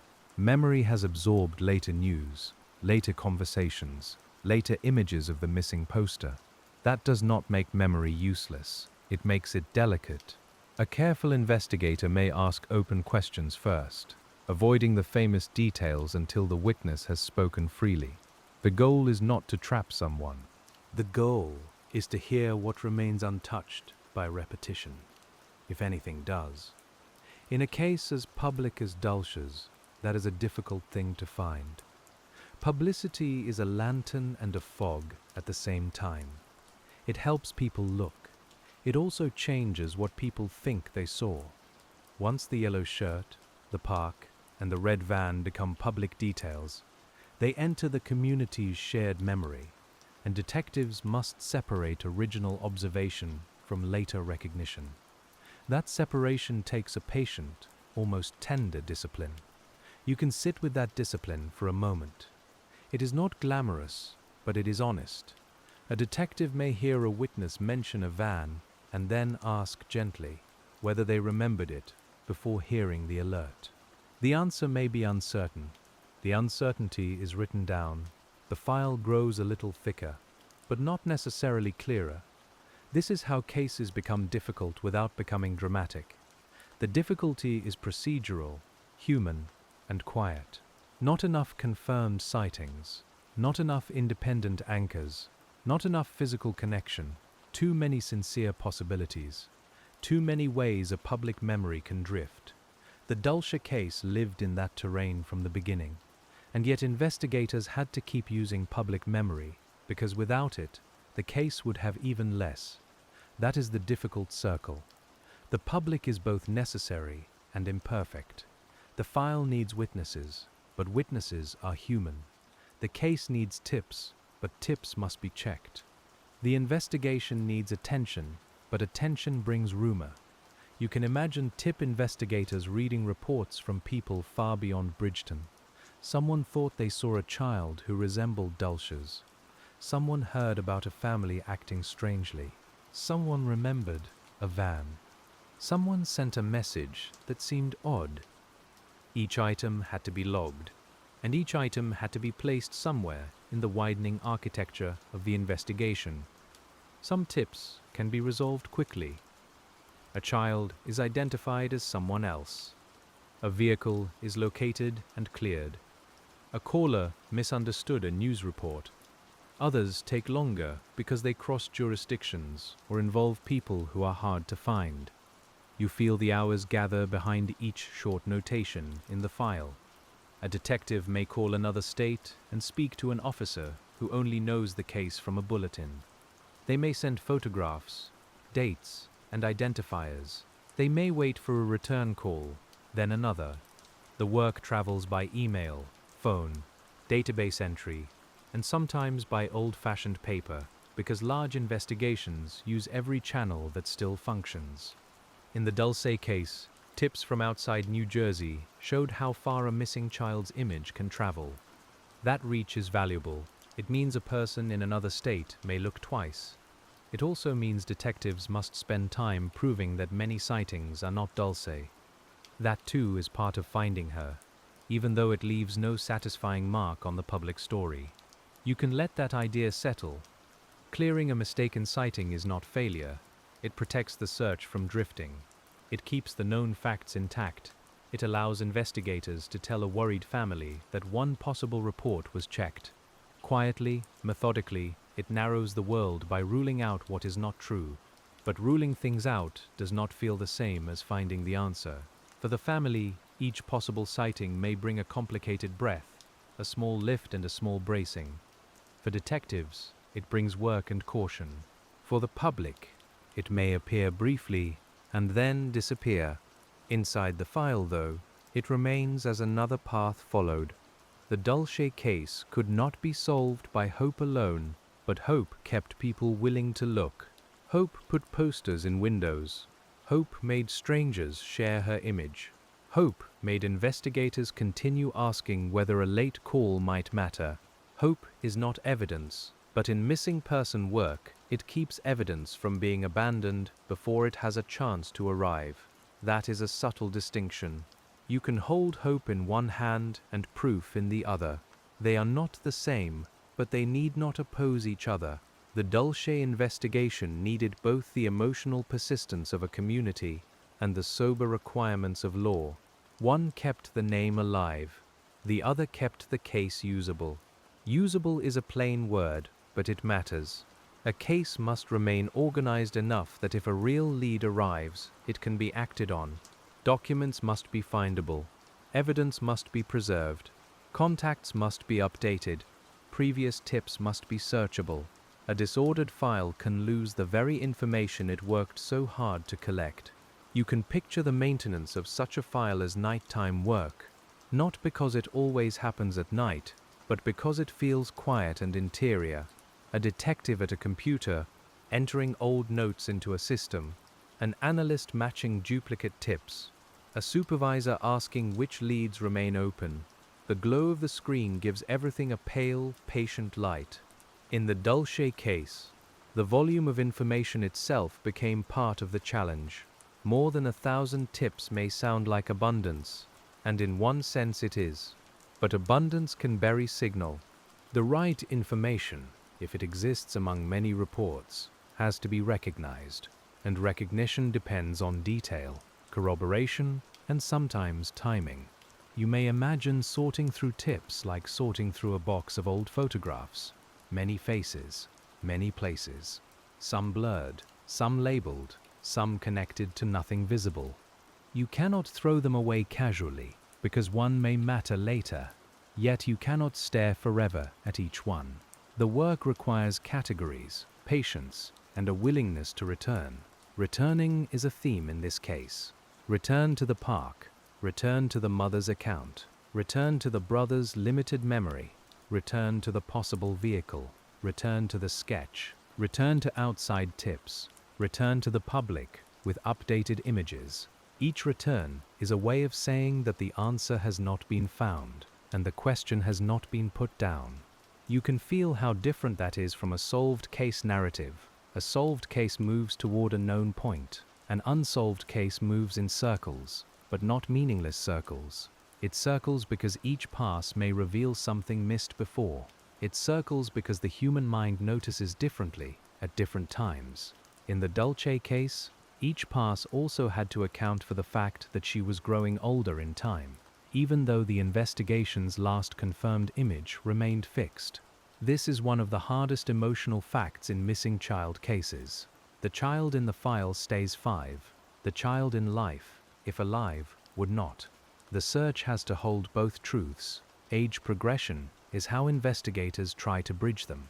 You can imagine the careful work behind it, studying family features, facial structure, growth patterns, and likely changes, while knowing that any image is only an approximation. It is not meant to be exact. It is meant to keep recognition possible. A person looking at an age-progressed image may feel an odd pause. The face is both known and unknown.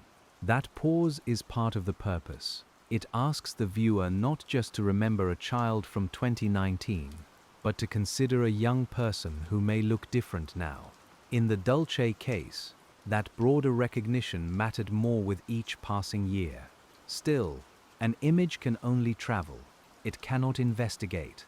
It waits for the viewer to connect it to a person, a place, or a memory. If nobody makes that connection, it remains a careful piece of hope on paper or screen. You can see why detectives kept using it anyway. In a long case, every responsible chance matters. The passage of years also changes the people around the case. Investigators retire or move positions. New officers join. Children who knew the park become teenagers. People who once lived near Bridgerton move away. A case file, if well kept, becomes the bridge across all those changes. It remembers what individuals can no longer hold alone. This is why documentation is a form of kindness. Even when it looks bureaucratic, a clear note spares a future detective from repeating work.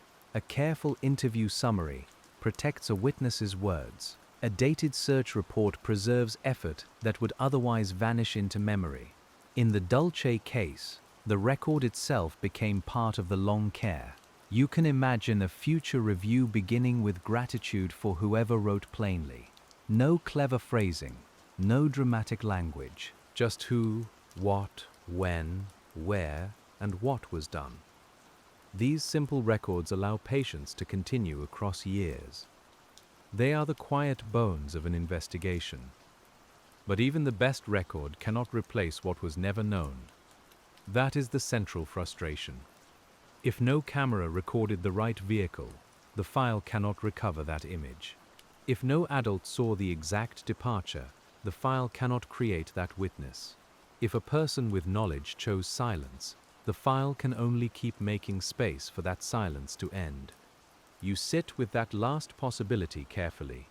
It is tempting, in unsolved cases, to imagine one hidden person holding the whole answer. Sometimes that is true. Sometimes it is not.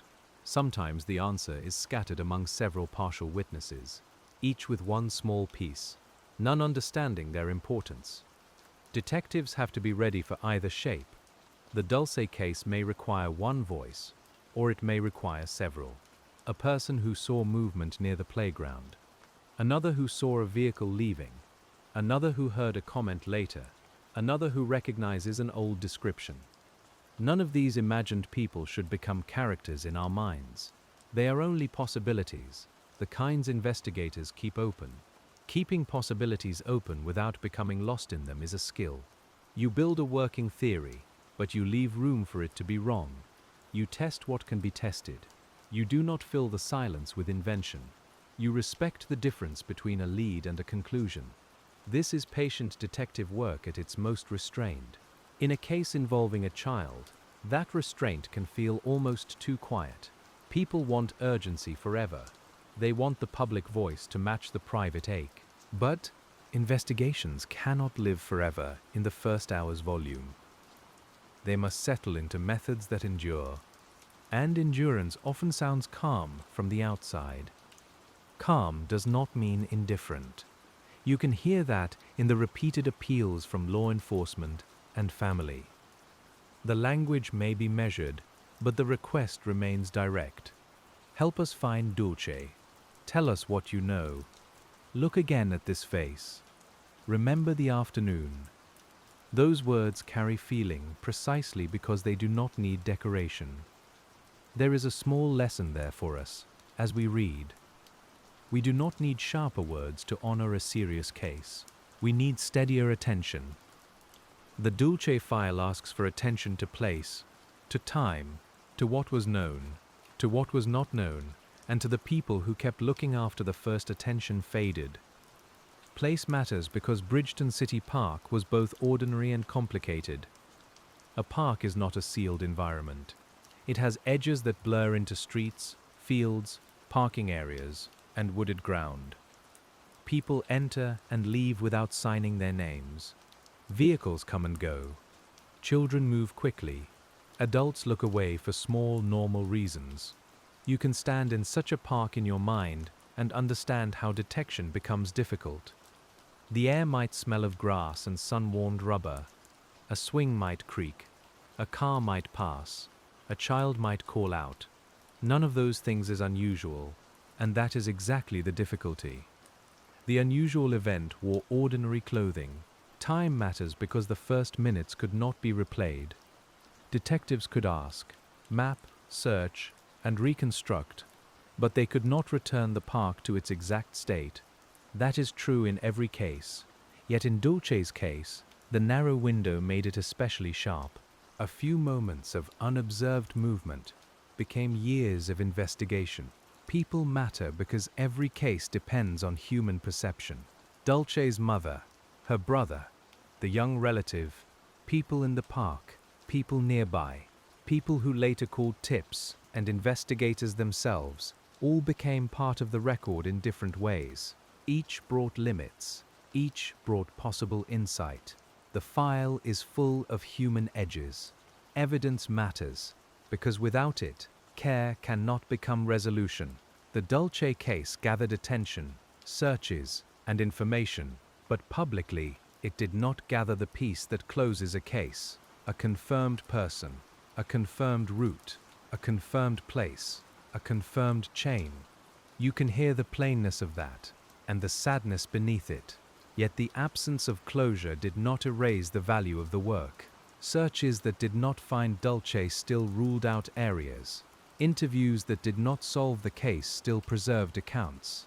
Tips that did not pan out still narrowed possibilities. Public appeals that did not bring the answer still kept her name from fading. Investigation is made of these partial acts. You can think of each partial act as a candle rather than a spotlight. None brightens the whole room alone. Together, they keep enough light for the file to remain readable. That may not satisfy a public longing for answers, but it is how many long investigations survive. The Dulce case also shows how a community's relationship with a case can change over time. Early fear may become shared memory. Shared memory may become advocacy. Advocacy may become ritual, with anniversaries, posters, and renewed interviews. These rituals do not solve the case by themselves, but they resist disappearance in another sense. They say Dulce is not forgotten. They say the park still holds a question. They say a family's waiting still matters. You can hear that message without making it louder than it is. It is a quiet insistence, repeated year after year, by people who understand that some absences need public witness. Public witness, however, must stay kind. In unsolved cases, strangers sometimes become careless with blame. They read a short article and believe they know more than investigators. They accuse family members, neighbors, or unnamed people without evidence. That carelessness can hurt the very search it claims to help. So tonight, as you read the Dulce case, you keep your hands gentle on the file. You do not press accusation into blank spaces. You do not mistake suspicion for knowledge. You let uncertainty remain uncertainty, because that is the honest condition of the case. Honesty also means noticing what detectives did have. They had a clear last known location. They had descriptions. They had family accounts. They had public cooperation. They had multiple agencies involved. They had national attention. They had thousands of pieces of incoming information. The problem was not emptiness. The problem was connection. Connection is the word that keeps returning. Connecting a description to a real person. Connecting a vehicle to a route. Connecting a witness to a timeline. Connecting a vehicle to a route. Connecting a witness to a timeline. Connecting a tip to a verifiable fact. Connecting Dulce's last known movements to where she went next. Without connection, the pieces remain separate, even when they are numerous. You can feel the loneliness of separate pieces in a case file, a photograph in one sleeve, a map in another, a typed statement, a spreadsheet, a poster. Each object has meaning. But the answer lives between them, if it lives there at all. The detective's work is to search those spaces without inventing bridges that do not hold. This is why experience matters. A seasoned investigator knows that cases can feel solvable just before they collapse into uncertainty again. A promising lead may fade, a confident witness may be mistaken, a person of interest may be cleared. The work requires emotional steadiness, not because the case is unemotional, but because feeling alone cannot guide it. In the Dulce case, emotional steadiness would have been tested by public attention. A child missing from a park brings fear, criticism, grief, and pressure. Every delay can feel unbearable to outsiders. Every unanswered question becomes a place for speculation. Detectives had to keep the investigation moving while standing inside that pressure. You can imagine the press conferences as part of the file's rhythm, officials speaking carefully, reporters asking what can be shared, family members present or nearby, cameras clicking. Behind every public answer there are details that cannot be discussed, leads not yet cleared, and words chosen to avoid misleading anyone. When a case remains unsolved, public statements can begin to sound similar. That similarity is not laziness. It may mean the core request has not changed. Investigators still need information. They still need someone to come forward. They still need the missing connection. In the Dulce case, the repetition itself shows how stubborn the central gap remained. You can hear the repeated facts like a lullaby of procedure, soft but serious. Bridgeton City Park, the 16th of September, 5 years old, yellow shirt, family nearby. Search began. Tips came. Case remained open. Each fact returns, not to wake you with alarm, but to keep the file oriented in the dark. Orientation is important in long narration, and it is important in long investigations. Without it, the mind drifts. Detectives orient themselves with timelines and maps. Listeners orient themselves with dates and rituals. The Dulce case asks all of these forms of orientation to hold steady. As you move deeper into the file, you might notice the role of geography beyond the park. Bridgeton sits in Cumberland County, a South Jersey city, with its own roads, neighborhoods, and rhythms. Routes out of the park would connect to familiar local streets before widening outward. Detectives would have thought in those terms, not as abstract lines, but as real roads with intersections, cameras, and witnesses. A local investigator knows which roads people use when they are trying to leave quickly, and which roads are simply common routes home. They know where traffic slows. They know which businesses may have cameras. They know where people gather, and where a vehicle might pass unnoticed. Local knowledge can be invaluable, even when it does not solve the case alone. Federal and state support can add reach, but local knowledge adds texture. You can imagine investigators from different agencies comparing views, one bringing broader tools, another bringing the feel of the streets. In the Dulce case, that collaboration mattered because the search had to be both intensely local and potentially national. That dual scale is difficult. You must search the immediate ground, as if the answer is close, while also preparing for the possibility that the answer has moved far away. You must interview people nearby while sending alerts far beyond them. You must hold the park and the whole country in the same file. The mind can tire under that scale. It wants to choose, close or far, stranger or known person, van or no van, witness or mistake. But the evidence may not permit choosing. A patient detective lets the file remain uncomfortable rather than making it simple too soon. You can practice that patience as you listen. Let the Dulce case stay unsimple. Let the park be open.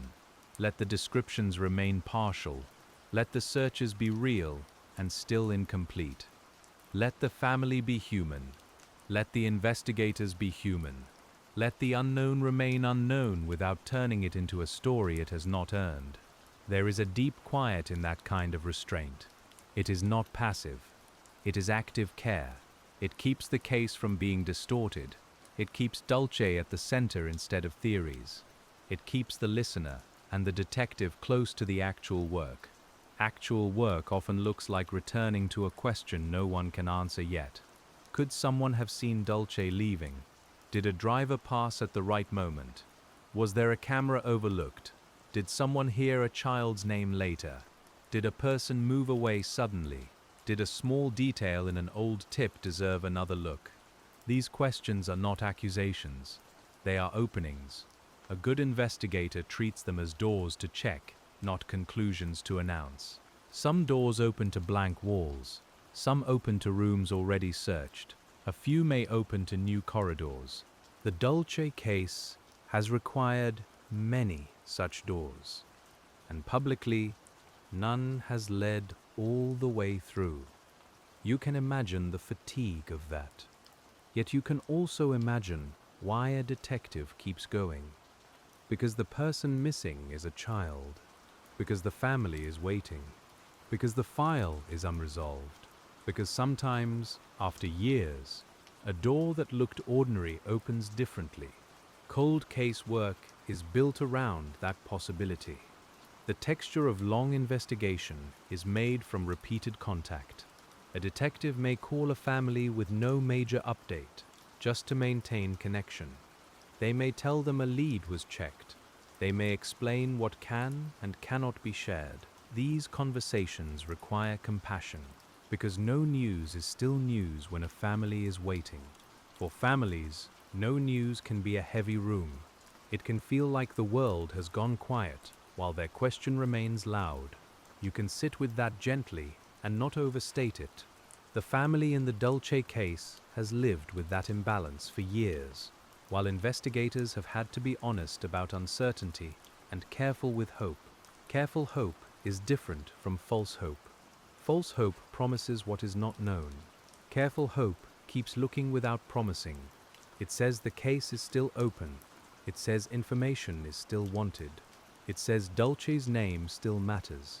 In this kind of investigation, careful hope may be the most ethical form of hope available. You feel it in the age-progressed images and anniversary appeals. They do not say the answer is near. They say the search continues. They ask the public to help in ways that are concrete, by reporting information, remembering details, and looking at the face presented. That concrete request keeps hope from floating away into abstraction. Abstraction is another danger in old cases. A name repeated for years can become a symbol, and symbols can lose the person inside them. The Dulce case asks us to resist that. She was a child with a family, a birthday, clothes, expressions, habits, and a life interrupted by absence. The investigation matters because she matters. You can keep that thought beside the file, like a bookmark. Whenever the details become procedural, return to the person at the center.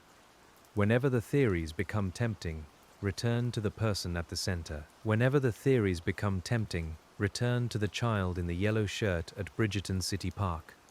That return changes the tone of every question. It makes the work less about winning a puzzle and more about caring for a truth. Detectives in missing child cases do not simply solve for curiosity. They work toward accountability, recovery, and answers for people who have lived too long without them. In the Dulce case, the answers have not publicly arrived, but the work of seeking them has revealed why some cases resist even strong attention: open setting, narrow window, fragile witness memory, incomplete surveillance, public rumor, vast tip volume, lack of confirmed direction, human silence. These are not excuses, they are the terrain. You can imagine walking that terrain slowly, not in a rush, not with fear, but with the careful step of someone crossing uneven ground at dusk. Each stone is a fact, each shadow is an uncertainty. The path does not vanish, exactly, but it does not lead straight either. It bends, doubles back, and sometimes leaves you standing where you began. The place where you began is still the park, so you return there again because the file asks you to. The grass may be damp in the morning version of your imagination. The playground may be empty. A bird may call from a tree. The swings may move slightly in wind. Nothing announces itself as evidence. That quiet park is the hardest witness. It held the beginning, but it cannot speak. Detectives had to make it speak through maps, searches, measurements, and interviews. They had to ask the landscape what it allowed and what it hid. In the Dulce case, the landscape answered only partially. A partial answer can still be useful. It can tell you where someone could move. It can tell you what a person in a vehicle might see. It can tell you how long it takes to cross a stretch of ground. Back, but it cannot tell you who did it, or where they went, unless another piece joins it.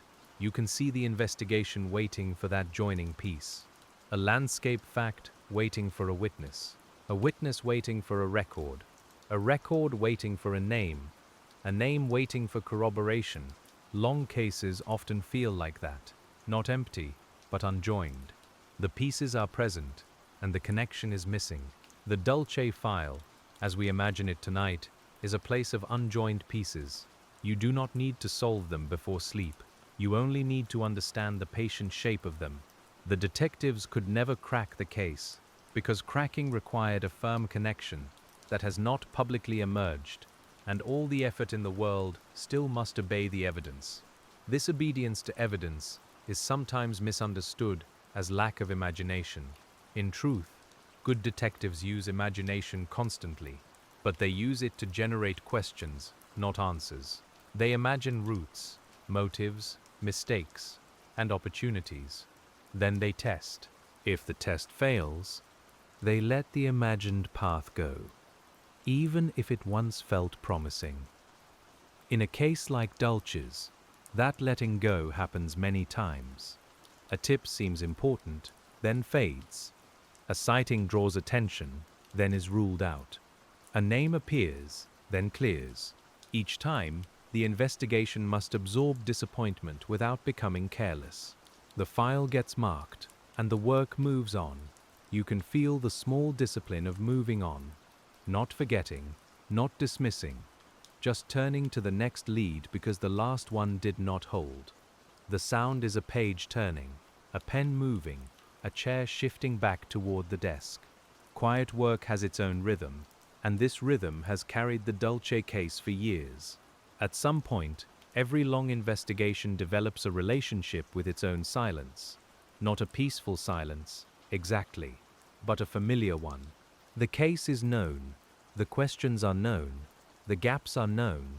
Investigators may no longer be surprised by the absence of quick answers, but they remain alert to anything that disturbs the pattern. A new credible lead would disturb it. A person coming forward would disturb it. A verified record would disturb it. A physical finding would disturb it. Until then, the silence is managed, not accepted. That is an important difference. The Dulce case has not been accepted as unknowable. It has been managed as unresolved. Unresolved means the door remains open. It means the case can still receive information. It means investigators can still act if the right lead appears. It means the file is not finished speaking. You can rest inside that understanding, because it is neither a promise nor a closing. It is simply the present condition of the work. The next layer of the file brings us back to people who may have been peripheral in the first telling, but important in the long one. Neighbors, park regulars, people who worked nearby, drivers who used the roads around the park at similar times. In a public place case, peripheral people can become essential without ever knowing they were near the center. You might imagine a person who passed the park that afternoon and later thought nothing of it. Their memory would have had to compete with dinner plans, work schedules, errands, and the ordinary clutter of a day. By the time Dulce's name reached them, the detail might already have softened. That is how leads are lost without anyone choosing to lose them. Detectives try to prevent that with fast alerts, but alerts still depend on reach. Who heard it? Who saw it? Who understood the location? Who connected the time? Who trusted that their small memory was worth reporting? Each human step creates a chance for information to arrive, and each missed step creates quiet distance. In the Dulce case, that distance widened over years. Yet distance can sometimes make people safer to speak. A person who feared attention early may feel less exposed later. A person who was young may become older and more independent. A person who heard something within a family or social circle may eventually decide that silence is too heavy. This is why investigators keep saying it is not too late. In many cold cases, late information has mattered. Not always, not magically, but enough to keep the appeal honest. You can hear that honesty in the continuing request for tips about Dulce, a request that does not depend on the calendar being kind.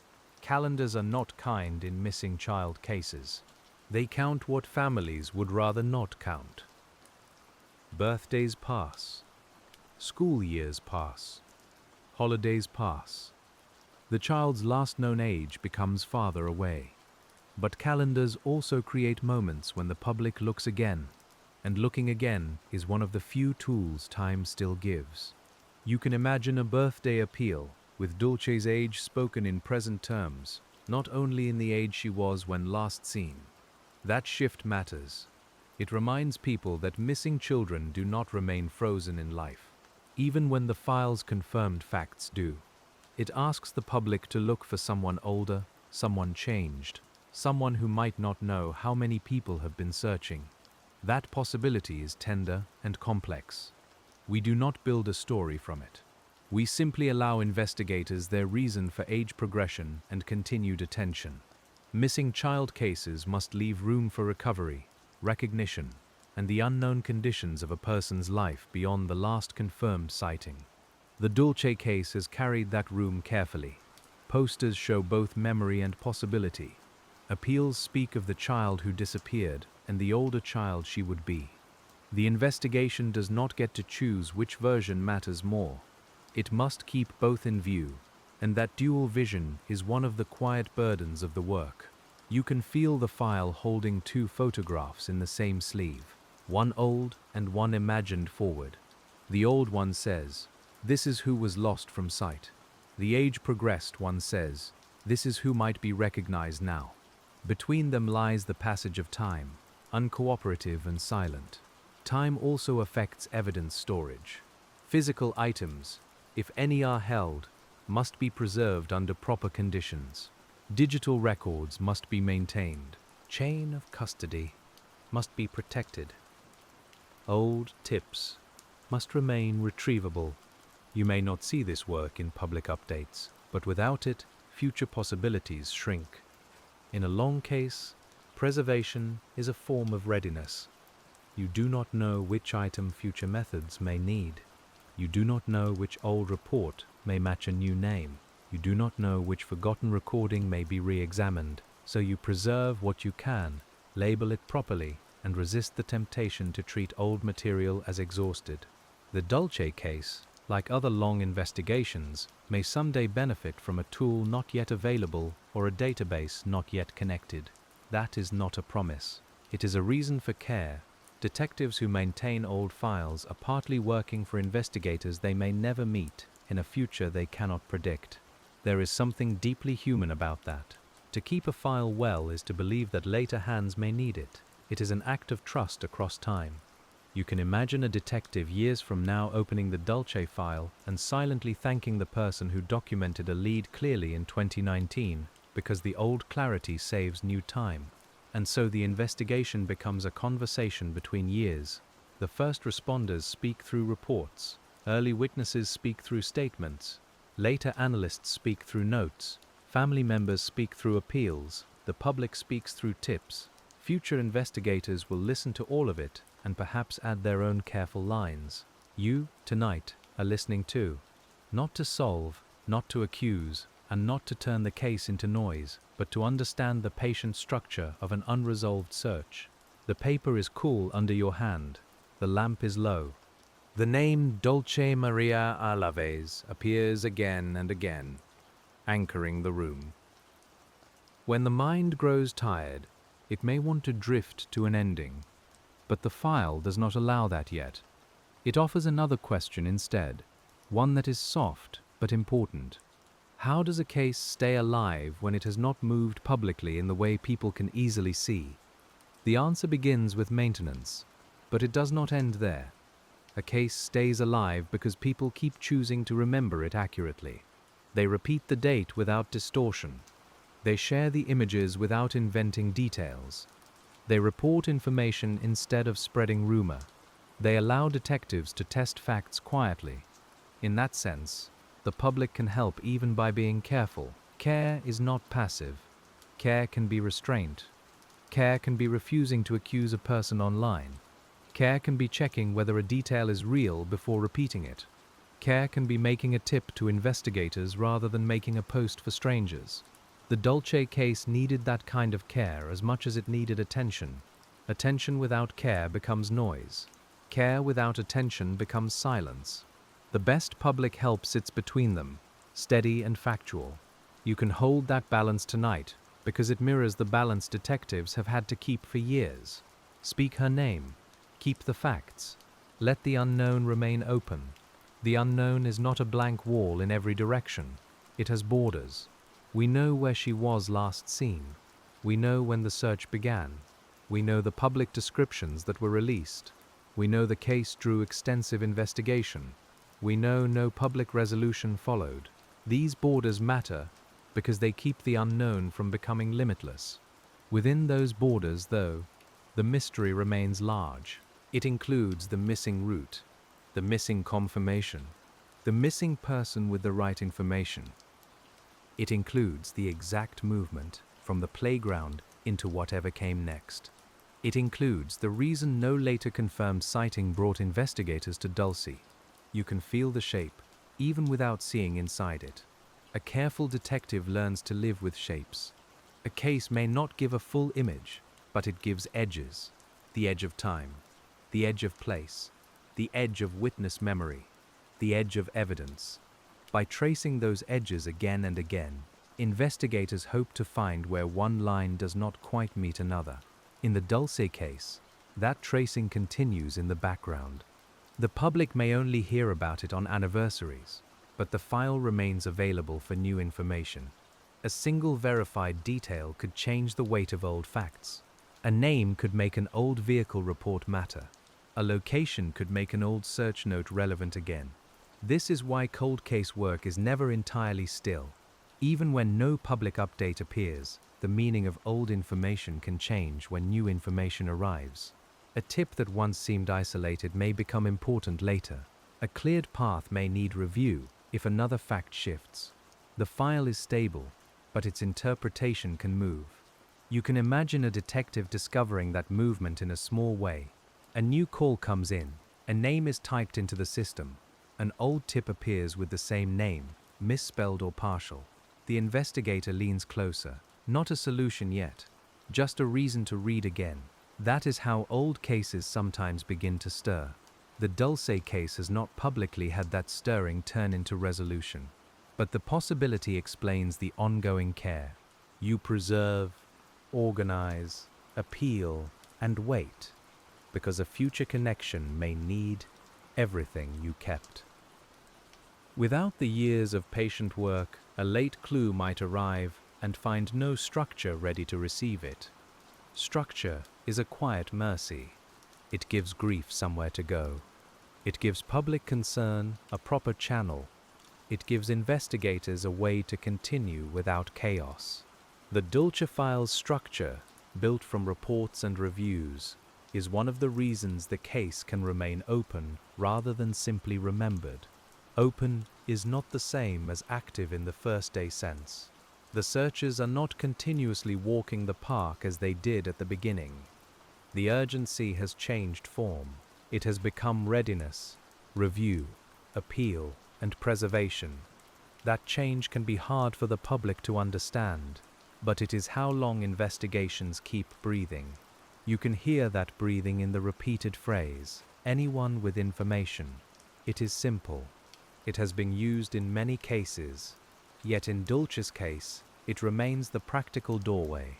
Anyone with information can still matter. Anyone who saw something, anyone who heard something, anyone who was unsure before. The door stays open. There is humility in leaving the door open for years. It admits that investigators do not know everything. It invites help without surrendering judgment. It keeps a place for late truth. You can sit beside that open door tonight, not watching anxiously, just aware that it is part of the room. The room itself grows quieter as we move deeper into the file. The first pages had motion and searches. These later pages have repetition and patience. But repetition in a cold case is not empty. It is how memory resists erosion.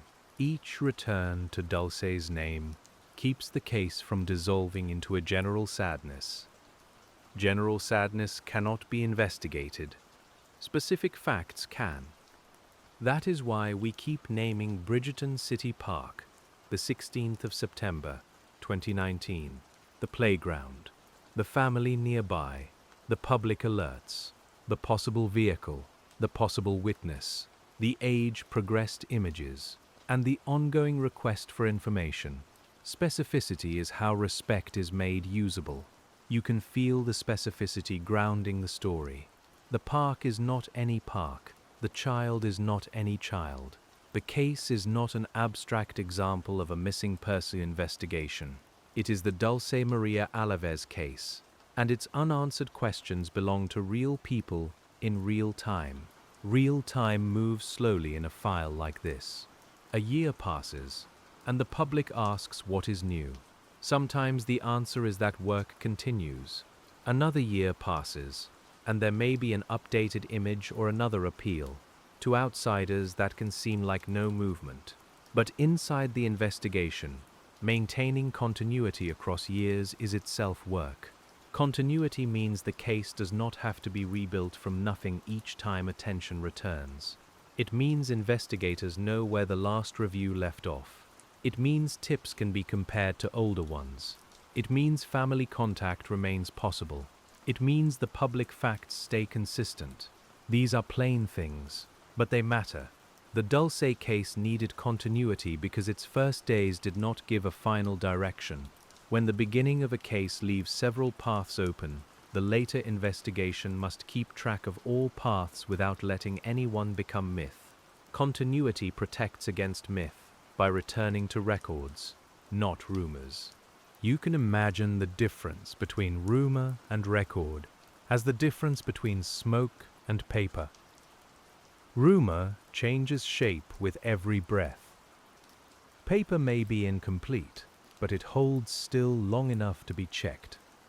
Detectives need paper, recordings, timestamps, and documented statements. They need things that stay in place. That is why tonight's retelling stays close to documented contours. The softness of the voice does not mean softness with facts. We keep facts firm and tone gentle. We let the unknown remain unknown. In a case like Dulce's, that may be the most respectful way to speak. The next pages of the imagined file might concern searches that did not become public in detail, follow-up checks, canvases, interviews away from cameras, leads that could not be discussed because naming them would damage the work. You can sense how much of any investigation lives below the public surface. The public surface is necessary, but thin. It gives names, dates, requests, and images. Beneath it are case notes, investigative judgments, doubts, excluded possibilities, and protected details. When detectives say they cannot share more, that may frustrate the public, but it can also mean they are preserving the case's future usefulness. In the Dulce case, that hidden layer may contain details we do not know and should not guess. We can acknowledge its existence without inventing it. There may be facts used to evaluate tips, facts withheld from reports, facts known only to investigators and immediate participants. That is normal, and it is part of why outsiders must speak carefully. Careful speech keeps room for the real investigation. It does not crowd the case with imagined scenes. It does not turn possible witnesses into suspects. It does not pretend that a map and a few articles equal full knowledge. You, as the quiet detective tonight, know the value of leaving space where the file leaves space. Leaving space is harder than filling it. The mind dislikes unanswered questions, especially when a child is involved. It wants a person, a motive, a route, a place, a reason. But wanting is not knowing. The Dulce case has endured partly because the wanting has been intense, and the knowing has remained limited. That difference is the whole shape of cold case patience. To keep wanting answers without pretending to have them. To keep working without forcing closure.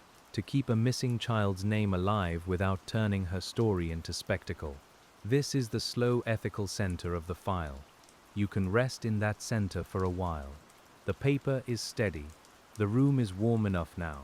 Outside, if you imagine it, the night has settled against the windows. The case does not hurry you. It has waited for years, and tonight we meet it on its own terms, with care. Another page returns to the public alerts, and you notice how alerts compress a life into identifying details. Name, age, height, clothing, last location, possible circumstances. It is necessary compression, but still compression. A missing poster cannot hold a child's whole personality. It holds what might help someone recognize her. That is why longer remembrance matters too. It restores some humanity to the compressed facts. Dulce was more than the yellow shirt and the park, though those details remain vital. She was a child in a family, with ordinary days before the one that became public. Investigators use the details because they must, but families remember the person beyond them. You can feel the tenderness of that divide. The file says, last seen. The family remembers mornings, meals, voices, habits. The poster says, missing. The household feels absent. A detective must move between those worlds, translating love into searchable facts, without forgetting that the facts come from love. In a practical sense, interviews with family help establish baseline details, routines, people known to the child, places she went, names she might respond to, any recent concerns. This is ordinary investigative work, but for families, ordinary questions can feel painful because they pass through intimate parts of life. The Dulce investigation would have required that passage. It had to understand her life around the park, not just the park itself. It had to ask who knew her, who had access, who may have seen her before, who might recognize her. These questions are necessary, and necessary does not always mean easy. You can imagine detectives asking them as gently as possible. The scratch of a pen, a pause before the next question, a family member trying to remember exact times while fear presses against every thought. Later, those answers become lines in a report, calmer on paper than they were in the room. Paper has that strange effect. It cools the moment. It makes panic readable. It turns a trembling answer into a sentence. Future investigators need that sentence, but we can remember that it began as a person speaking under pressure. In the Dulce case, many such sentences became the early structure of the file. The early structure then had to support everything later. Tips were compared to it. Search decisions grew from it. Public appeals drew from it. If a later report contradicted the early structure, Investigators had to determine whether the report was wrong or whether the structure needed adjustment. That is careful work, especially when the first structure was built quickly. Quickly built does not mean careless, it means urgent. Early investigators work under time pressure, collecting what they can while searches are still active. Later investigators benefit from calmer review, but they depend on the first work having captured enough. In long cases, every stage owes something to the stage before it.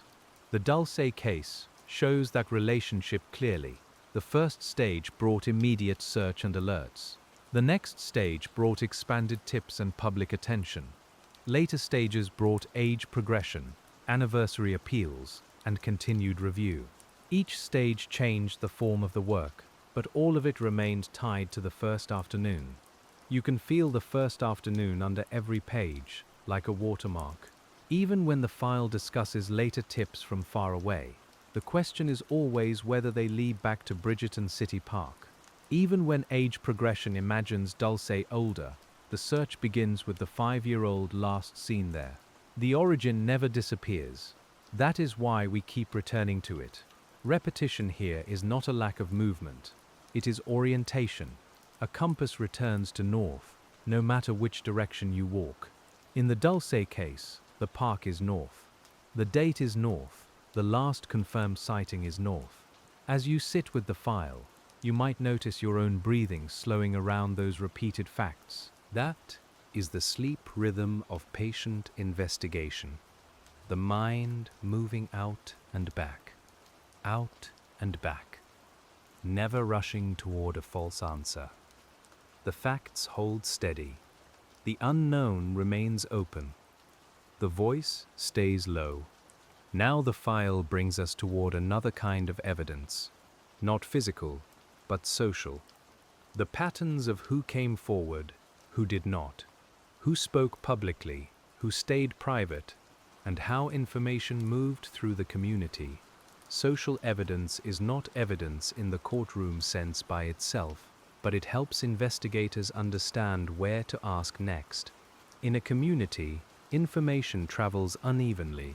Some people hear news through family, some through local media, some through social media, some through schools, churches, stores, or workplaces. A person may know a fact but not realize investigators need it because they assume everyone already knows. Detectives have to break through those assumptions. That is why canvassing can be repetitive. Officers knock on doors and ask similar questions again and again. Did you see anything? Did you hear anything? Do you have cameras? Were you home? Did anyone visit?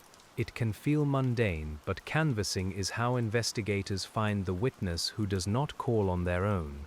You can imagine those knocks around Bridgerton after Dulce disappeared.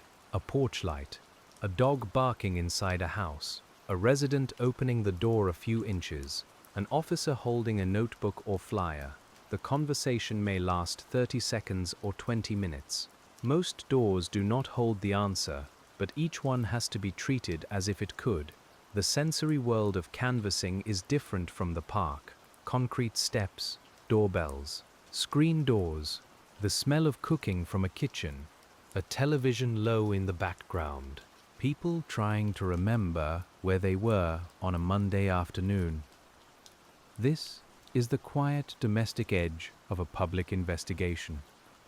In the Dulce case, canvassing and community contact would have helped build the outer ring around the park. Who was nearby? Who might have passed through? Who had video? Who noticed a vehicle? Who saw children? Again, the work is simple in description and difficult in execution, because human availability is uneven and memory is fragile. A person might not be home when officers knock. Another might speak later. Another might not trust the questioner. Another might remember only after sleeping on it. Good investigations leave ways for people to come forward after the first contact. That is another reason tip lines matter. The tip line becomes a long hallway into the case. People enter it at different times, carrying different fragments. Some fragments are mistaken, Some are sincere but vague. Some are specific and require serious follow-up. You can imagine each call as a small envelope placed on the detective's desk, waiting to be opened with care. Care does not mean believing every envelope. It means opening it properly, reading the contents, checking the return address, so to speak, comparing it to what is known, deciding what must happen next. In the Dulce investigation, that process had to repeat so many times that patience became a practical necessity. Practical patience is less romantic than people think. It includes spreadsheets, callbacks, database searches, and documentation standards. It includes telling someone kindly that their report was received. It includes recognizing duplicate information. It includes assigning priority without knowing which low priority note may later become relevant. You can see why detectives could never simply solve the case by working harder for a few days. They did work hard. Many people did. But some cases require a kind of information that effort cannot summon on command. Effort prepares the room. The missing fact still has to arrive. That is the ache beneath the method. A room prepared for truth, waiting. A file organized for an answer, waiting. A family prepared to hear something real, waiting. The Dulce case has lived in that waiting for years, and the waiting itself has become part of the story. But the waiting itself has become part of the story. It contains age progression, repeated appeals, possible new interviews, reviews of old tips, and public reminders. It contains the possibility that a person's conscience may change. It contains the possibility that a small detail may finally be recognized for what it is. You can hold those possibilities without lifting the tone. They are soft lights, not fireworks. They do not turn the case into suspense. They simply keep the night from becoming completely dark around the file. A detective can work by that kind of light for a long time. As we move into the next pages, we can consider how language shaped the Dulce case, because language often shapes unsolved cases in ways people do not notice. The words possible, believed, reported, described, and last seen appear again and again. Each word marks a boundary. Each word tells you how firmly the fact is held. Possible witness is not suspect. Reported vehicle is not confirmed vehicle. Last seen is not known. Final movement. Detectives choose these words because the case depends on precision. You, reading at the desk, can let each word slow you down in the right way. Precision may feel small, but it protects everyone. It protects the investigation from false paths. It protects unnamed people from public accusation. It protects the family from rumors disguised as certainty. It protects the missing child story from being overwritten by speculation. In the Dulce case, precision is part of compassion. This is why a calm retelling cannot chase the loudest theory.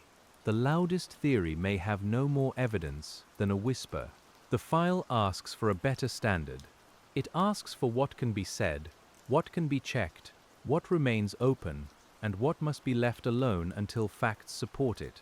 You can imagine setting aside a page of speculation and returning to the timeline. The motion feels almost physical, like clearing a table.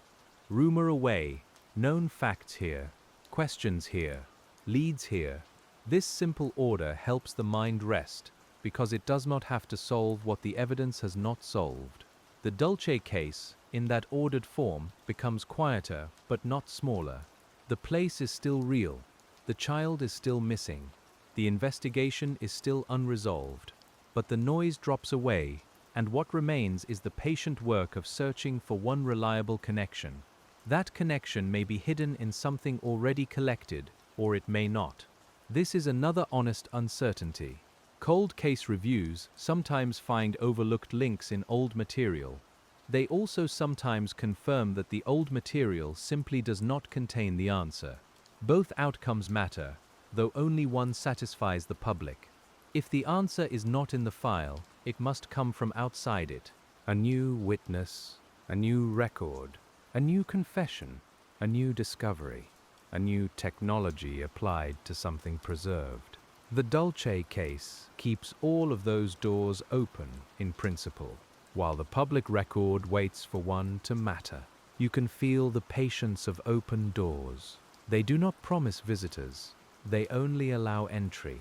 The detective keeps the hinges from rusting, so to speak, by keeping the case known and accessible. The family keeps speaking.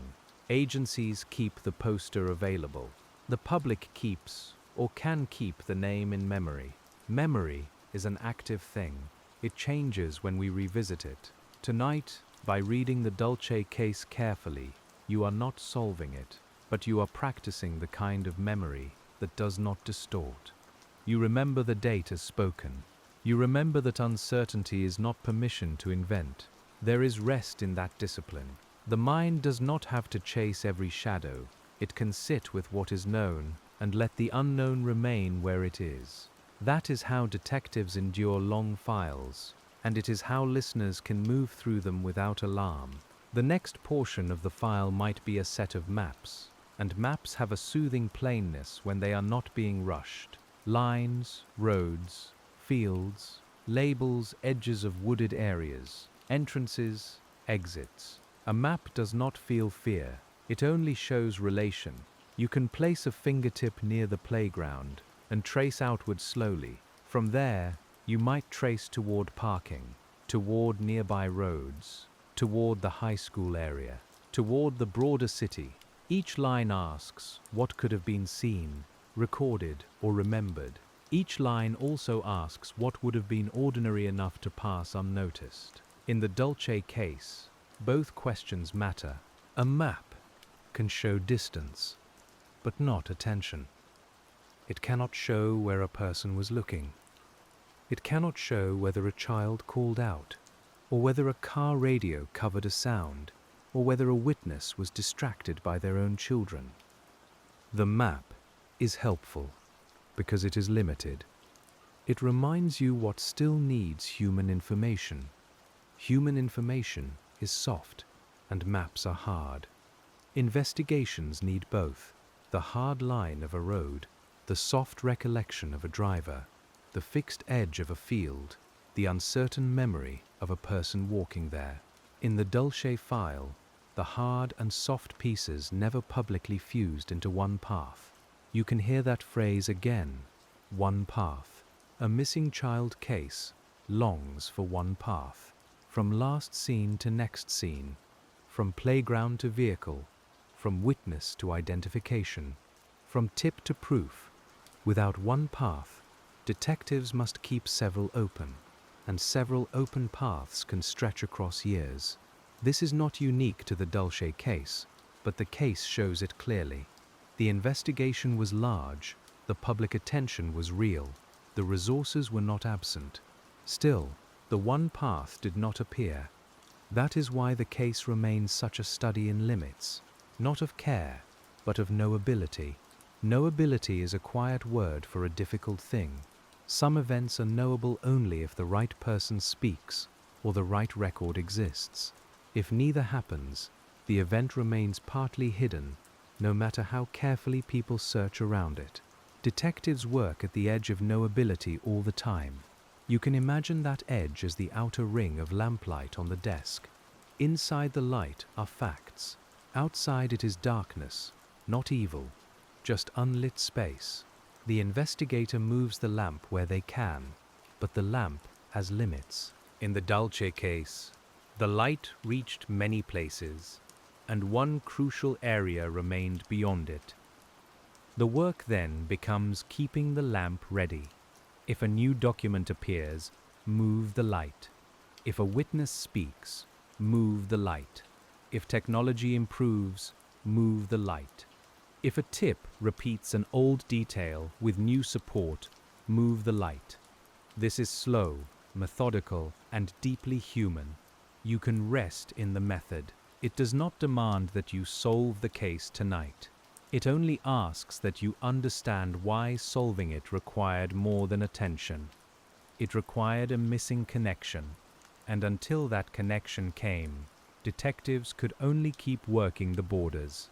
At the border of every old missing child case, there is the same small question. What has not been asked in the right way yet? Not because earlier investigators were careless, but because time changes what questions can be asked. A person may answer differently later. A technology may reveal something. A community may be ready to speak. In the Dulce case, that question remains useful. What can be asked again? Who can be approached again? Which old tip deserves another comparison? Which public detail needs repeating? Which private detail can test new information? These are the questions that keep a file from becoming merely archival. Archival does not mean dead, but it can feel still. A cardboard box on a shelf, a label, a date, dust in the seams. Yet a cold case box can become active again with one phone call. You can imagine the box being lifted down, the cardboard rough under the hand, the contents shifting softly inside. The first page comes out, then the map, then the statements, then the tip logs. The smell is dry and papery, with a trace of old toner. A detective lays the pages out and begins again. Not because nothing was done before, but because something may be seen differently now. That is the quiet promise of review. It does not disrespect the first investigation. It honors it by reading closely. It says the work you did still matters, and I am going to carry it forward. In the Dulce case, every later appeal and review carries that same idea, the first work continuing through later hands. Later hands may notice the pressure points differently. They may ask whether the red van description narrowed attention too quickly, or whether it remained properly one lead among many. They may examine the possible witness sketch again and ask who was excluded, who was never located, and whether the public understood the distinction. These questions are natural in review. Natural does not mean accusatory, it means thorough. A case that remains unsolved deserves hard, respectful questions. What did we know? How did we know it? What did we assume? What was checked? What remains unchecked? What cannot be checked anymore? The answers may be uncomfortable, useful, or both. You, as the quiet detective tonight, can ask them without agitation. You are not trying to blame the past, you are trying to understand its shape. Every investigation is made under conditions, and the Dulce case's conditions included urgency, public fear, incomplete views, and the fragile facts of a public park. A public park case leaves investigators with many strangers to consider. Not strangers as suspects, but strangers as unknown presences. People who were there briefly, people whose names were never learned, people who drove through without stopping. A private home has a smaller circle. A park can have a circle that changes minute by minute. That shifting circle makes canvassing difficult. Even if officers speak to everyone still nearby, some people have already left. Some may not hear about the case until later. Some may not recognize that their presence mattered. The circle is not fixed, and that creates one more gap in the Dulce investigation. You can imagine the list investigators wished they had. Everyone in the park, every vehicle, every route out, every camera, every person who passed within view. Such a list would be a powerful thing, but the real world rarely hands over lists like that. Detectives build them piece by piece, and some pieces never appear. This is why eyewitness cases can remain unresolved even with broad public attention. The witness who matters may not know they matter, or may be afraid, or may be mistaken, or may no longer be reachable. The evidence that seems common at first, people seeing things, becomes fragile when examined closely. In Dulce's case, the witness landscape was especially important because the public record does not point to a decisive physical trace. That means human observation carried more weight. But human observation, as we have seen, is uneven. It must be gathered quickly, tested carefully, and protected from contamination. Contamination is not always deliberate. News can contaminate memory, conversations can, social media can, repeated photographs can. A person may honestly remember seeing something, while the memory has been reshaped by details learned later. Detectives cannot treat that as deceit. They treat it as part of the human condition. This humane understanding matters. It keeps interviews from becoming battles when they should be careful listening. It keeps a witness from being shamed for uncertainty. It lets investigators say, "Tell me what you remember," and then sort it against the record. The Dulce case needed that kind of listening from the beginning. Listening is an underestimated investigative tool. It is slower than questioning, softer than accusation, and often more useful. A witness may add a detail in the silence after an answer. A family member may remember a name when not rushed. A person with partial knowledge may need calm before they trust themselves to speak. You can imagine a detective leaving room in the conversation. The pen waits. The recorder hums. No one fills the pause too quickly. Outside the room, the case may feel urgent, but inside the interview, patience may produce better truth. That contradiction is part of the craft. The Dulce case's first hours required speed, but its long life required this slower craft. The urgent search and the patient interview are not opposites. They are stages of the same care. One moves through the park calling a name. The other sits at a table, asking a person to remember a small thing accurately. Both stages can fail to find the answer, even when done well. That is difficult to accept, but important. Good work does not guarantee resolution. It only increases the chances. In unsolved cases, we must be able to honor effort without pretending it achieved what it did not. So we honor the searches, the interviews, the appeals, and the reviews. While acknowledging that the Dulce case remained unresolved, we do not use that acknowledgement as an ending tonight, only as a fact within the continuing file. The case's unresolved nature is what gives each page its particular weight. A resolved case can be read backward from the answer. An unresolved case must be read forward into uncertainty. You do not know which detail matters most. You cannot highlight the clue with confidence. You cannot say, "This was the missed moment." You read with humility because the file has not surrendered its center. That humility is part of the sleepfulness of the story.